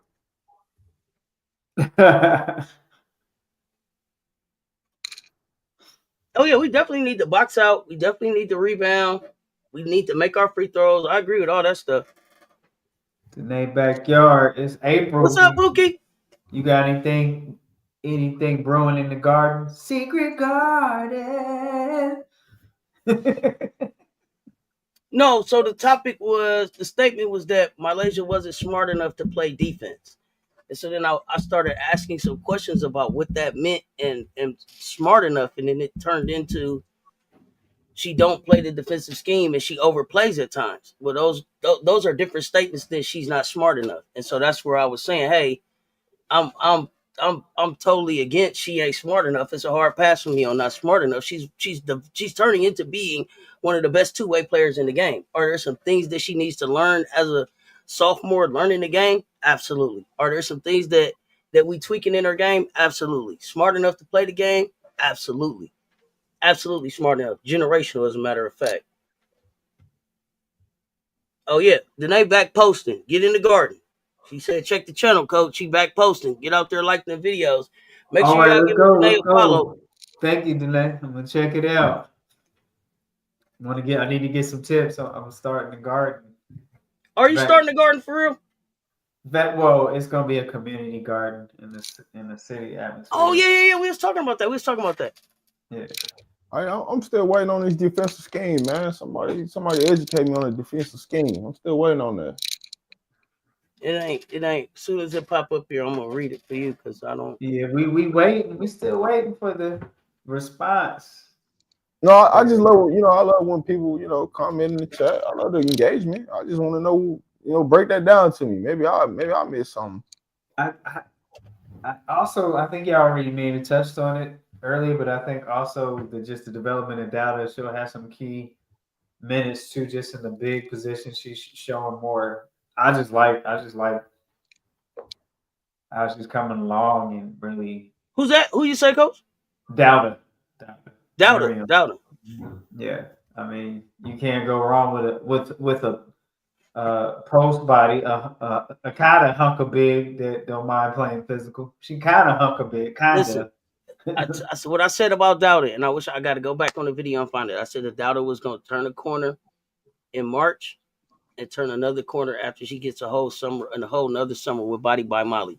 And so she's turned that corner. And her seeing that ball go in the hoop with that 3. Scary. She getting comfortable. She getting comfortable and confident and cocky. And that's all we needed her to do was turn into a Gamecock. Becoming a Gamecock for real, exactly. Kima played the last game. Do you think we will see Kima or Tot? It's a chance that Dawn could put all her bigs out there. It depends, it depends on what the matchups allow. I'm gonna say this. Next season, watch out for Tot. Oh my goodness. People not gonna be ready. Mm-hmm. They're not gonna be ready. You know what? The other thing though too. Shout out all of the women that showed up to support all the pro players that showed up to support the game yesterday, and they're gonna show up to support the game tomorrow. That was just dope to see everybody back in the building watching college hoops because it's such a great product. And supporting their alma maters and they little sisters. It was dope to just see all those players out on both sides. Well, I guess on all sides, but for sure the UConn and SC sides. Yeah, we got the best bench in the nation. We definitely got the best bench in the nation, and they gonna show up. What is it? The rematch of 2017, 22. They played each other. The rematch of 22. Oh, okay. Yeah. I thought she beat her in 2017. I thought that was the first Dawn beat UConn in 2017. Dawn sent Vic and Mississippi State to the crib in 17, I believe. Okay. Correct me in the chat if I'm wrong. I thought 17. Asian no, beat right. Mississippi State. That was the first one. Yeah, you're right. And then Mississippi State. Then 22 was UConn. Was UConn. Yeah, they gave them the business that year. Yeah. Shout out to everybody wearing the A1 shoes. That was dope too. Yeah, the A1s. They now do they have the men's version of the A1s? So the official drop for the A1s is not till May. But she's supposed to do it for everybody, men, women, and kids. Okay. So Vic was having flashbacks last night. Okay, I got a question. So did Vic give up in the last 5 minutes of that game last night? I ain't gonna lie to you. He looked frustrated. He was like one of them, like you already knew it. You don't even want to try because you know you're not gonna cut into that. The coach, you already know. You may cut it to 11, but you already see we don't have enough. You know that. It's just one of those things. How do you as a coach? Come on, talk to me as a coach. How you just give up, and then how do you look at your team? Like, what is the conversation? You know you don't have. How do you? I listen. It ain't about him. And how do you? And as part of that question, how do you justify sitting Madison Booker the last 5 minutes? Let me know. I says it's not that like he gave up. It's sometimes you can just look at some players in their face and you just like, damn, we just ain't got it. Not tonight. Yeah. And there's nothing you can do. You can call as many times out. You can call all your time out. There's nothing you can do that can change the way they're gonna play, how they feel. It just sometimes it's just when you just look at a player's face and they just defeated. Ain't nothing you can do about it. Well, that third quarter took their soul. That's what happened. That third quarter took their soul. Yeah, That was a soul snatcher. It was. That's the best way I can So explain the players gave up, or everybody gave up, and they was just ready to go home. Listen, that was everybody. It's everybody.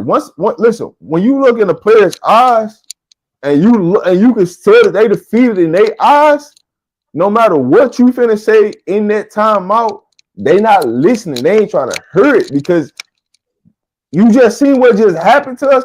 Coach, you should have called it. You should have did something in the third quarter when they was going on this run. Don't wait till Coach Rowe, I see you in the chat. Pop up. Get on the link. Pop up. What you doing up at midnight? Get on the camera. Pop up, Coach Rowe. Let's go. Yeah, you just we cooking. Let's go. You just don't. It's hard. Like it's just certain things that once your soul took it, and you can just look in your players' eyes. No matter what I'm finna say, come on, mom. That's going through one ear and right out the other. They ain't hearing none of that. So I'm putting this player back in for what? She already defeated. What? Man, come on. What? So Madison was already defeated. That's what you're telling me? Hey, listen. You watch. I mean, go back and watch when they showed her on the bench how she was looking. She didn't want no part of that. Man, listen. Have you ever asked a player says, "Do you believe?" Hey, listen. You would ask any of them players. This is why I'm not a coach.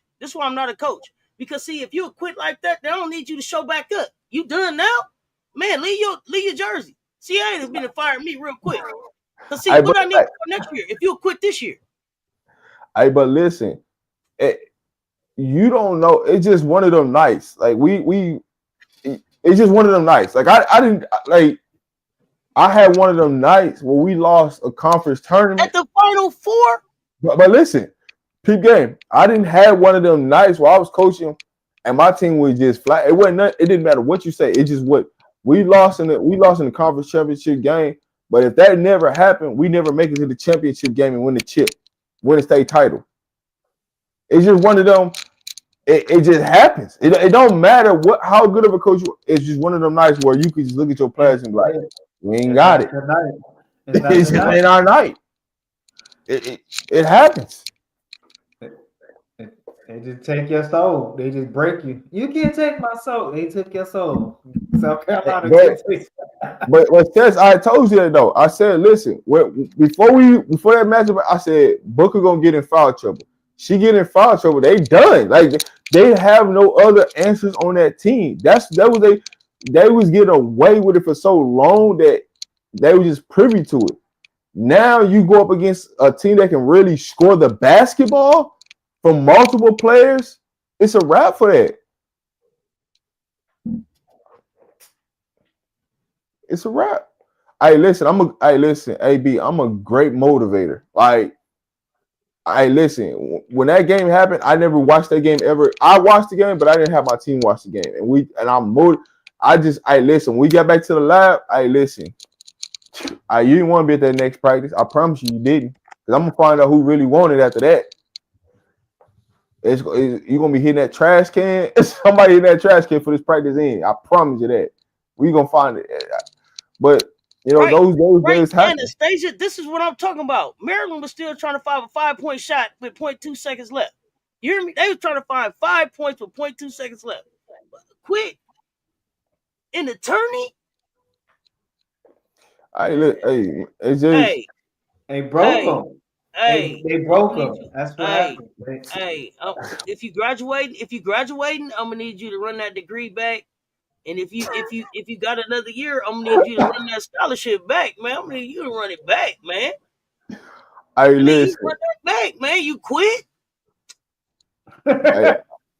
I'm just being honest. You have to be there to understand. As a coach. That's why I said I'm not no coach. I understood it. You hear what I'm saying? Now, this is why I'm not no coach. That's why I'm not. That's why I'm not, Ron. Listen. I need you to run that degree back. Run that. Listen. Back. I listen. I feel everything that you said, and I'm not saying you wrong by no means, but it's the moments where you just have to be there and just look somebody in their face, and not just one, but just look your team in the face and just say, "Damn." And it's like you just want, like you want to cuss them out so bad because it's like as much work that we didn't put in to get to this point in the season for this to happen. Come on, man. It make you feel, and after the game, like, damn, if we just would have played 5% better, we're in this game with a puncher's chance to probably beat this team. But it's one of them. You see me, coach? You see me? You know what I'm looking at? You know what I'm looking at? My NIL bill. You now let me see how much you quit on me for. See what I'm saying? See, I'm looking at my NIL bill now. I'm seeing what it cost me for this quit that you just had. So again, everyone is built. I'm not giving any excuses. One is built different, and it's a lot of basketball in a very short time. And it guess what? The game calls you out. We're not just talking about physical skills, but mentally. And so to perform well in a tournament situation, you got to be strong up here. And so this is what you call hitting the wall. You hit the wall. Call on me. Ain't this the AAU era? Ain't that what they built on? Tournaments? Listen, AAU and college basketball completely different. It sounds good. No. What I'm talking about is the ability to get up and keep playing again the next day, the day after, right? Especially with cryotherapy and the massages and all of this that you got going on. Come on, man. Hold on now. The NBA players was coming. They was working in the factory all day, smoking 6 cigarettes on the way to the gym, shooting some hoop, going home, playing with the kids. You know what I'm saying? Now, come on. All they got to do is play basketball every day. No? I mean, I get you. You're asking me from my experience, right? And just Yeah. like Rob, and so what I'm saying is, it takes a certain level of player, and Texas doesn't have what South Carolina had. Like when I coached the state playoffs, I lost the quarterfinals by 6 points because we weren't built like the other team. Yes, we qualified, we played well, we won in our region, we came in second place, like all that. We did all the things to qualify to get to the state playoffs. But then there was another mindset that they missed a memo on. I knew what it was, but it was another mindset. Now, did I feel like I failed as a coach? No, I didn't feel like that. What I felt like is either they were, as Don Stanley says, either they were going to meet the moment or not. There's some things a coach can't give a player that. I don't have a magic wand. I don't got no magic. I got no basketball confidence. I don't have any of that.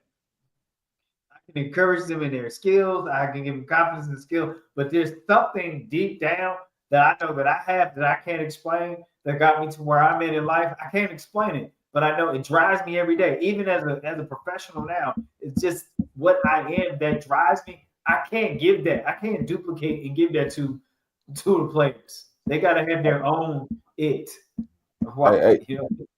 Hey, Cess, I'm just going to break this down to the easiest way.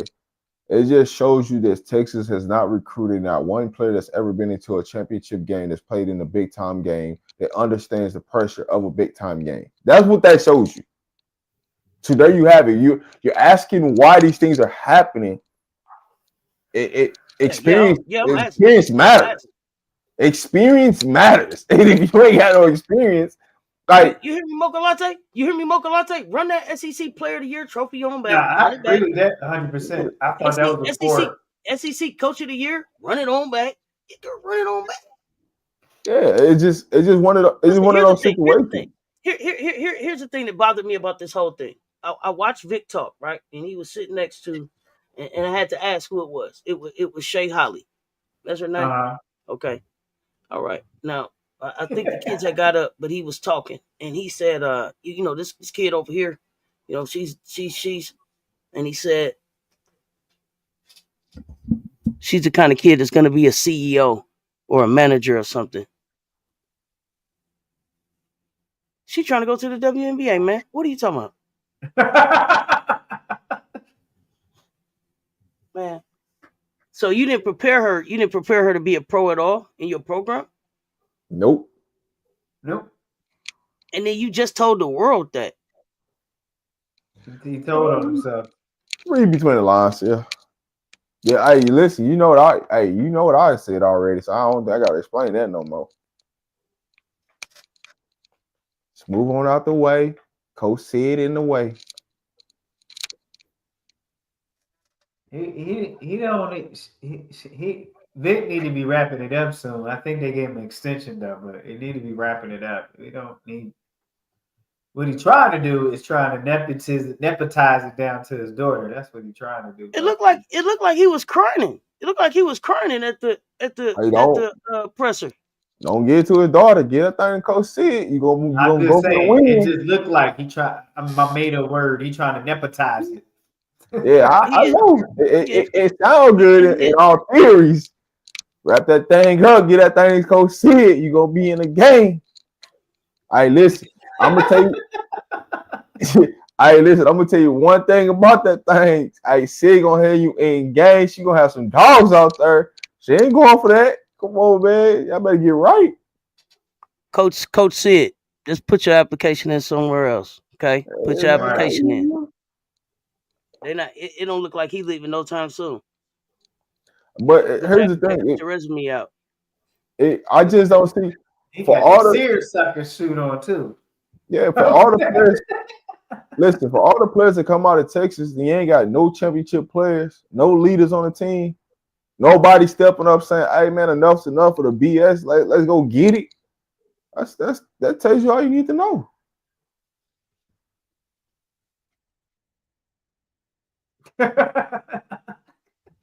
I see. Yeah. Fire. Man. Fire. I fired you, man. You got the win. Man, listen, you could be bad I all you like want. Jordan Lee. I do. I like Jordan Lee. I do.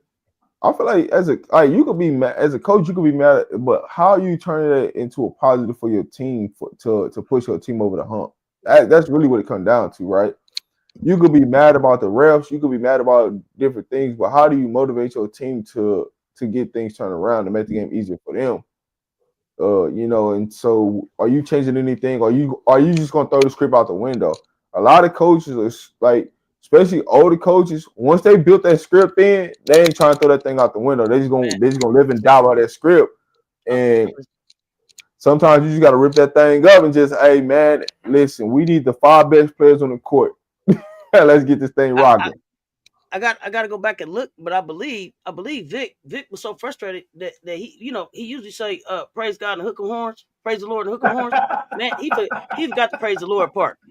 Man, Vic went up there and just like hook 'em horns and just walked away. He forgot his whole religion and everything. Hey, listen, I'm trying to tell you, go back. It was one of them interviews, man, toward the end of the game. That man say hook 'em horns and just walked off. I said, oh, they didn't took the religion from this man. You hear me? Go back and look. Listen. Go back and look. Listen, he had an out of body experience just due to the fact he looked his players in the face and they just didn't have it. Like, I mean, what it is. That man say hook 'em horns and just walked away, man. I said, oh man, shake my hand. do you know how defeated you got to be when you can't even call on Jesus? I'm just saying. I'm just saying. Man say hook 'em horns, just walked off, baby. He just walked off. I said, oh, pack it up, man. He was a Christian. Man, gave up his whole religion at the game. Look, when losing go wrong, huh? When losing go It fell apart, bro. It fell apart, man. When losing goes wrong, boy. Oh, the bane of his existence. Do you hear me? Look, that's what we need. Okay, good. See, Shonda Doré, you heard it too. He left the whole prayer. He said, hook 'em horns. Just hook 'em horns and just walked off. Man, I said, oh, Vic, no. No, Vic, no. Man. He tried to See, that's what we call it, snatch your soul game. It's snatch your soul. That's what we trying to mean. Snatch. It's Coach, so tomorrow, how does this thing look? How does this thing look? What does the day look like? How do you eat? You do a walkthrough? Is there a shoot around? Do you just I mean, rest you'll your have to body? walk through. Yeah, Do you you have watch to. film? What is it? I mean, you don't want to watch too much film because you should have it down. You definitely want to walk through your shots up. You don't want them to be tense. You want to be relaxed as possible because you know that first quarter you're going to be feeling your way out, but you definitely mentally, emotionally, physically make sure they're rested and relaxed. More relaxed as possible. I think it's just a lot more like anxiety. People, you have the seniors for South Carolina have been there before, so there's the anxiety of how bad they want it. So you don't want to want it so bad that you don't play well. So you're just trying to find that balance. But yeah, you'll have your typical walkthrough and your shoot around and your warm up and stuff, everything. I don't know their film routine, but I will minimize film after a certain time because then you want them to kind of just be comfortable with it. Because if you do too much, then you can start second guessing yourself in the game.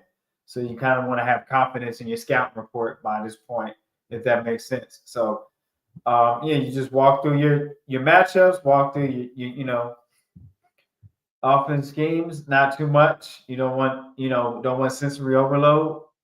Mm-hmm. They've been there before, they know it. I kind of want it, and you got to show some trust in your team. So Gotcha. Yeah, they are. They are getting rings. They get Final Four rings. So their rings will have 35-4 SEC co-champs, all of that Final Four. They get a Final Four ring for making it to the Final Four. Yeah, Enrique was catching strays in Vic's post game for no reason. He's like, bro, Enrique, bro, what are you talking about? Bro, Vic it was just back down memory lane. It's been horrible for him. Paris, let your daughter pick her own topic for her report. You can't just be like, you doing Dawn Staley. Let her pick.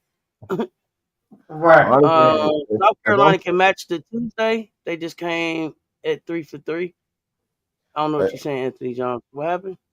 If I'm South Carolina, I'm going with the same game plan. Whatever the pregame ritual we did last year for Iowa, that's the same game plan we going with this year. Just that simple. Same regimen. See if Winston Gandy send him out on top. His last. Man, Winston going out a champion, man. Winston going out a champion. That's gonna be the base of his recruiting spiel. I just won a national championship, don't you? Back to back. I mean, what do you want to do? Hey, I'm just saying, bro. That's how you lead, man. That. I love it. I mean, pop. I'm back to back over here. What you doing over there? I'm trying to see what it is. You're not gonna get there. You might as well come here and see what we can do. While you can do something that we can do. They can do what they do, baby. Yeah, let me wrap a taste with you. Let me wrap a taste. I mean, okay, yeah, it is. I mean, remember, this is the same dude that had them cut down some nets for regular season co-championship. Did you see him? Net runner, neck everything. Yeah. Look, yeah. Now how they gonna do? Yeah. Yeah, they did it.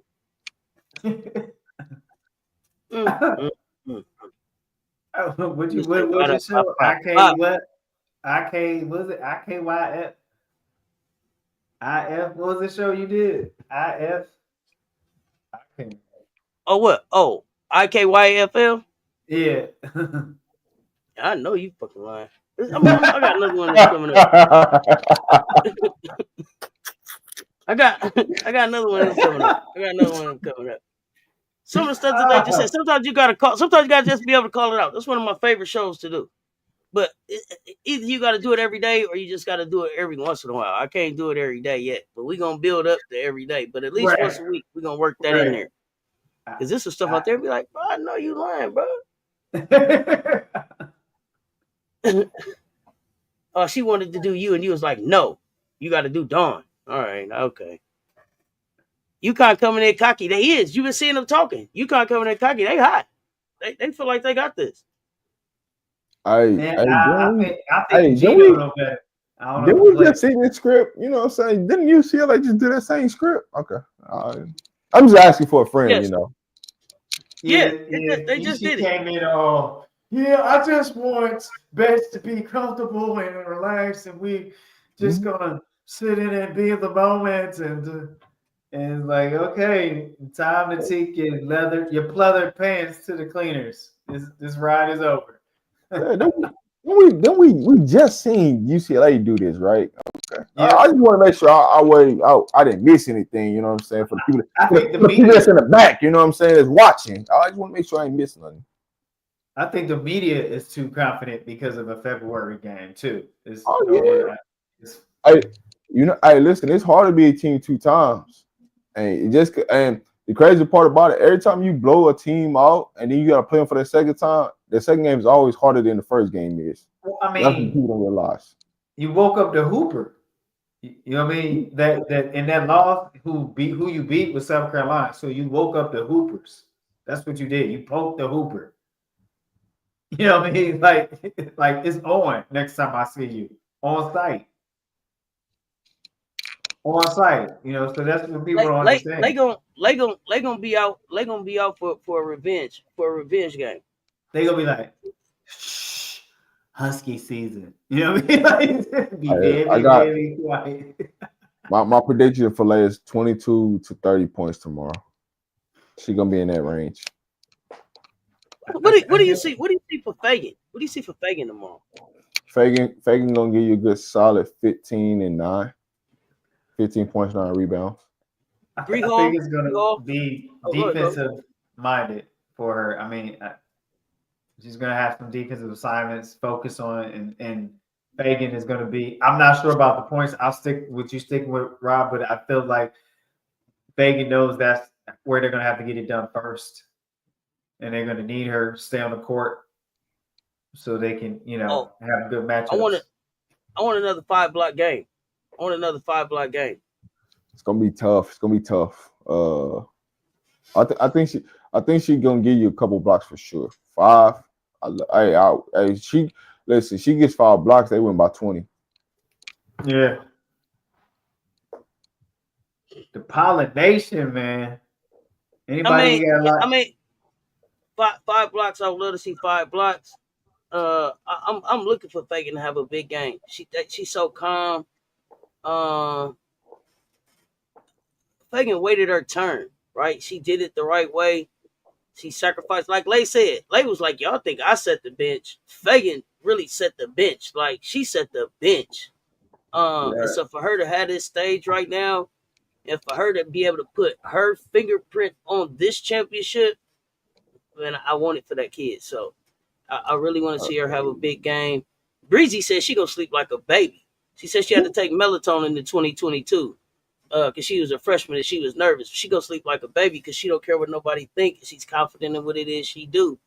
So, and Pow family, man, they a vibe. So I'm looking, who could it be? Like I said, it could be everybody. It could be anybody and everybody. And that's what's so crazy about this team. And that's what they got to that's what they got to get used to. And it's not for South Carolina to make the adjustment because we've been successful. It's for them to make the adjustment to figure out how do you cover a team where it can be anybody or everybody. Period. Right. So that's my thing. It's feeling like a Tessa game tomorrow because she ain't been really been talked about. Oh, Turney Tessa, Trench Baby Tess. Yeah. Talk about it. She ain't really been. She been there, but she ain't really. Her presence ain't really been felt. So it's feeling like a Tessa game tomorrow where she gonna knock down some threes. It feel like one of them explosions about to come. I think, and I'm serious. I think Dowda gets some threes. If Dowda hit the floor, I think Dowda get, two, 3, 4 threes. I can see Dowda heating up. It was important for that ball to go down for her, and for her to see that love that she got back, and for her to understand that it's the defense that's keeping her on the floor. Because it's definitely her defense that's keeping her on the floor. When I say the whole team going off, the whole team going off. Fago and Chloe gonna start off strong. Bree and Raven gonna have the D on lock, and Powell go hit us with early threes. Yeah, Tessa gonna be running them. everybody's gonna feed off each other. Good basketball is what Don say? It's infectious. The basketball is that what she say? Is that the right word? Is that what she say? Infectious or contagious? One of the I don't know. Contagious. That's the right. Not infectious. Contagious. Mm-hmm. They may not guard Fagan on the three. They can leave Fagan open on the three if they want to. And Chloe, shoot that bitch. Chloe, shoot that bitch. Period. Let me see. It's Fagan and Chloe game. It's everybody game. It's for the national championship. Everybody's gonna do what they got to do. The champs is here, and the champs is in the building.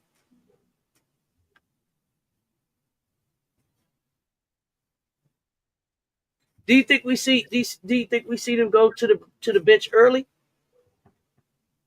UConn. Okay. No, South Carolina.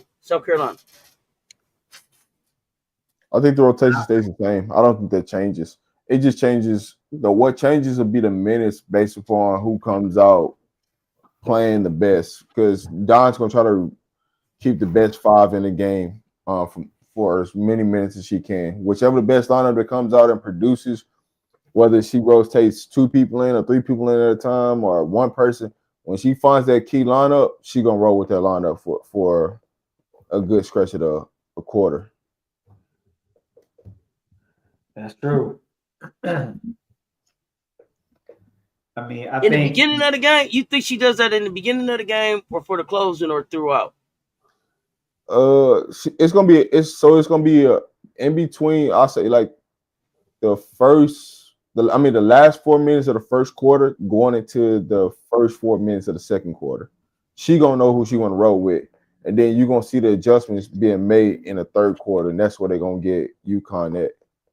Is in the third quarter.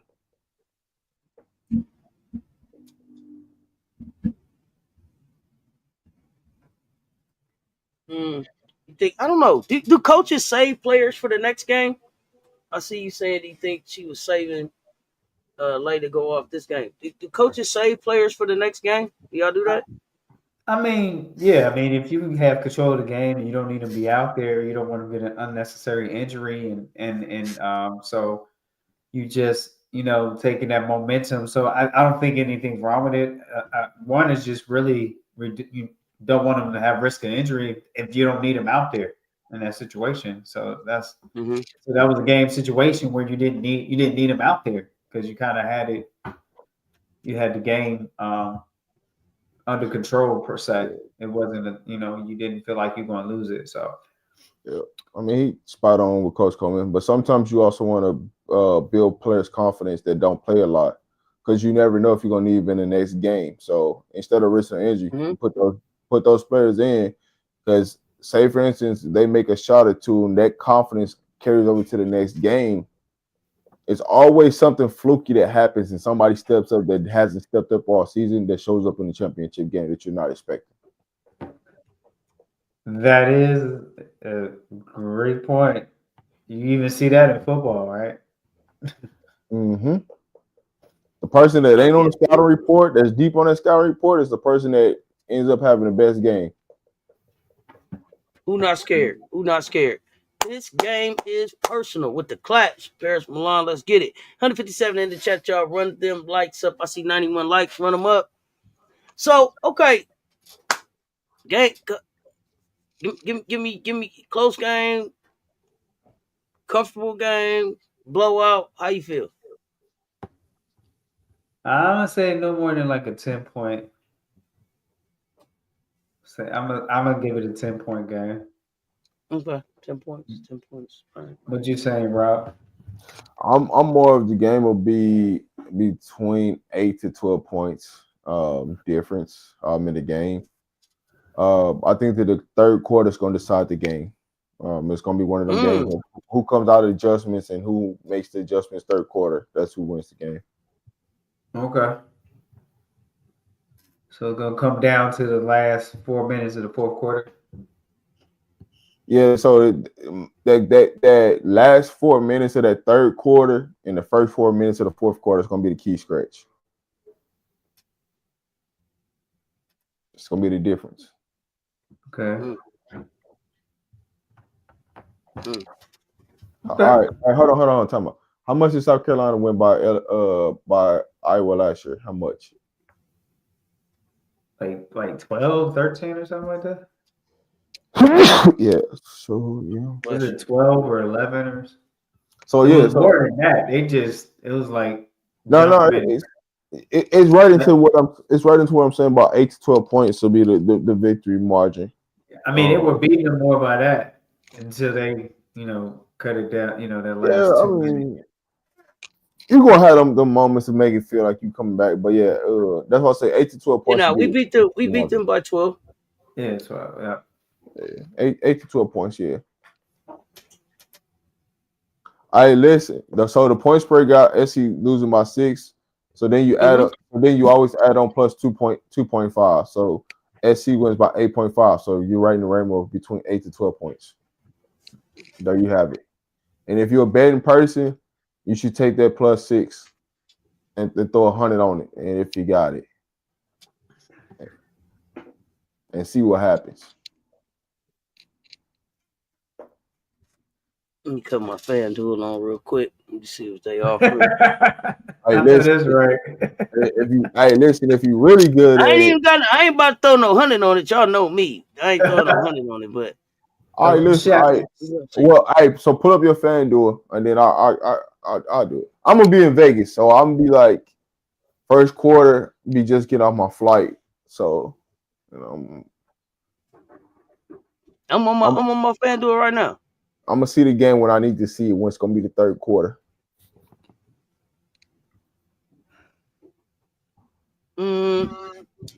They got Connecticut by -6.5. Oh, perfect. That's perfect. All right, so listen, if you take go look at the point spread, like open up the entire point spread and what it's looking like for SC on the win side, as far as the payout go. Minus what, 110 plus, or no, it should be plus minus 114. It's minus 114. 114 for what? Plus 6.5. But SC plus 6.5. So what is it for 8.5? That's kind of weird. That don't sound right. So it's SC. They got plus 6.5, minus 114. That's the spread. Because they got Connecticut minus 6.5 with minus 106. Okay. Let me see something. Now that ain't moving the spread. That's just looking at what they got as far as like what the spread is. Yeah. I know what you're saying. I'm trying to see something. I got you. Let me see something. But they don't even let you. They don't even let you make a bet on anybody from SC making a 3. Like you can only bet on Paige or Sarah.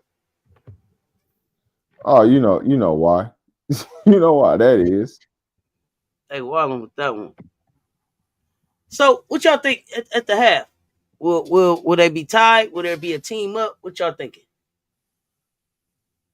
Maybe a 3 to 5 point lead. Yeah, I was right on the same. You said what?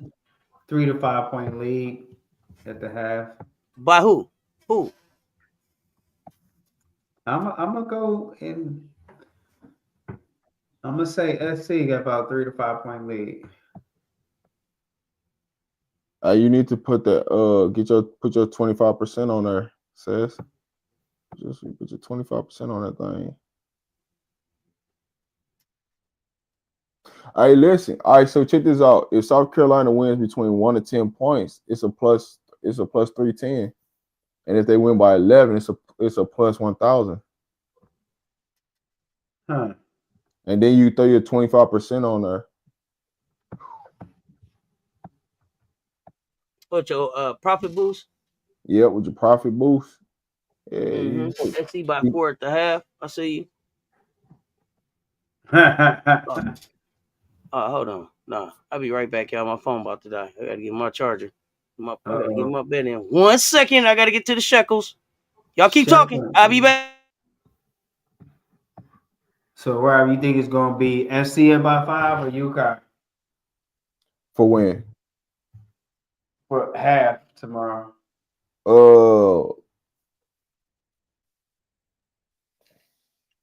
Knowing South Carolina, it should be South Carolina, right? They normally go with the lead into halftime and then they make the adjustments. So Like a 3 to 5 points, sometimes 4. yeah, it's gonna be 3 to 5 points.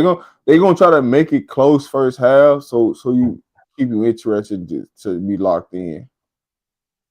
Sheck Lanier. Lisa Pugh said, "Come on, Auntie, Sheck Lanier." Shame on the picker who tried to run game on the picker. I'll shekel you up. Sheck Lanier. Shekel my way through. Yeah, I just don't see UConn ready for this 2.0 South Carolina. I'm not saying it's gonna be run through them, but I think it's gonna be some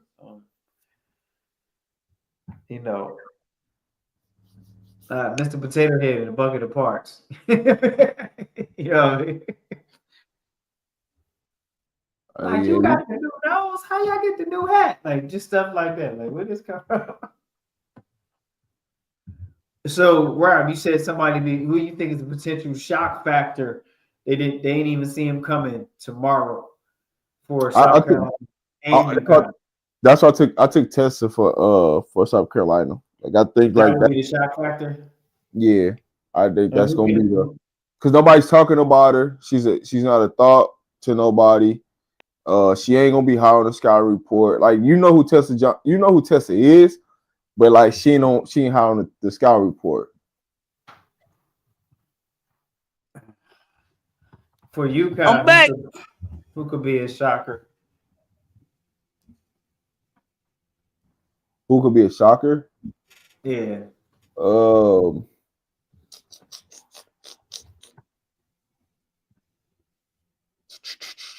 Man, that's a good question. That's a good question for UConn. Because right now the top 3 scorers are what? Fudd, Page, and who? I don't even think when I think about shockers, I don't even think about the top 3 scores. There's only 3, like for UConn, there's only 3 and Strong. Only 3 scores up scoring double digits. It's Fudd, Strong, and Page. Yeah. Those are the consistent 3 double-digit scorers. Scorers. Yep.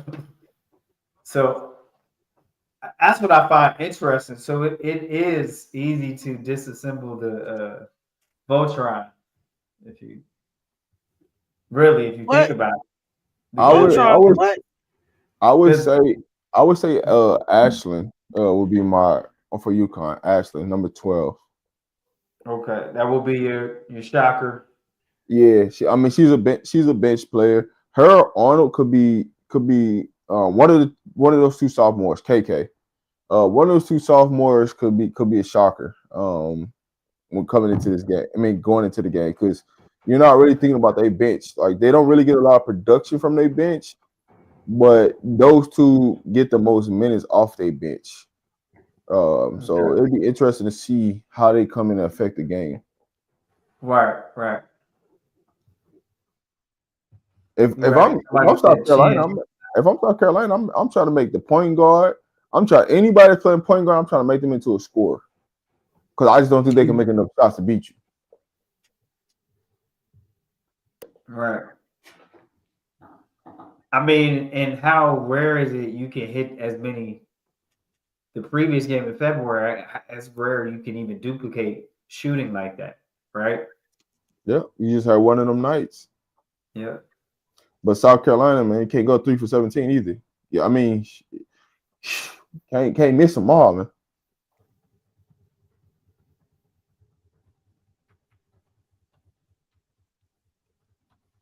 Yeah, you're right. You wish Ashland faked their injury. You are so funny. Come on with the Hollywood. Like Ashland just gonna come in like, I'm ready, y'all. I was just playing. This is why I'm taking Tessa. Because Tessa, last time they played, she played 19 minutes and it had 0 points. Yeah, so she's got something to prove to herself. Her and Raven both combined for 0 points in the game. Both of them. Yeah, that's right. That is correct. And me knowing Gino, he's gonna play Raven under. He's gonna go under every screen Raven goes, and she's gonna go under every screen. He's gonna make her shoot the ball.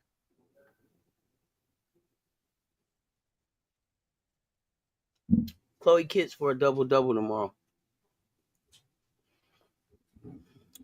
I said, if you take South Carolina with the win between 6 to 8 points, it's a plus 900.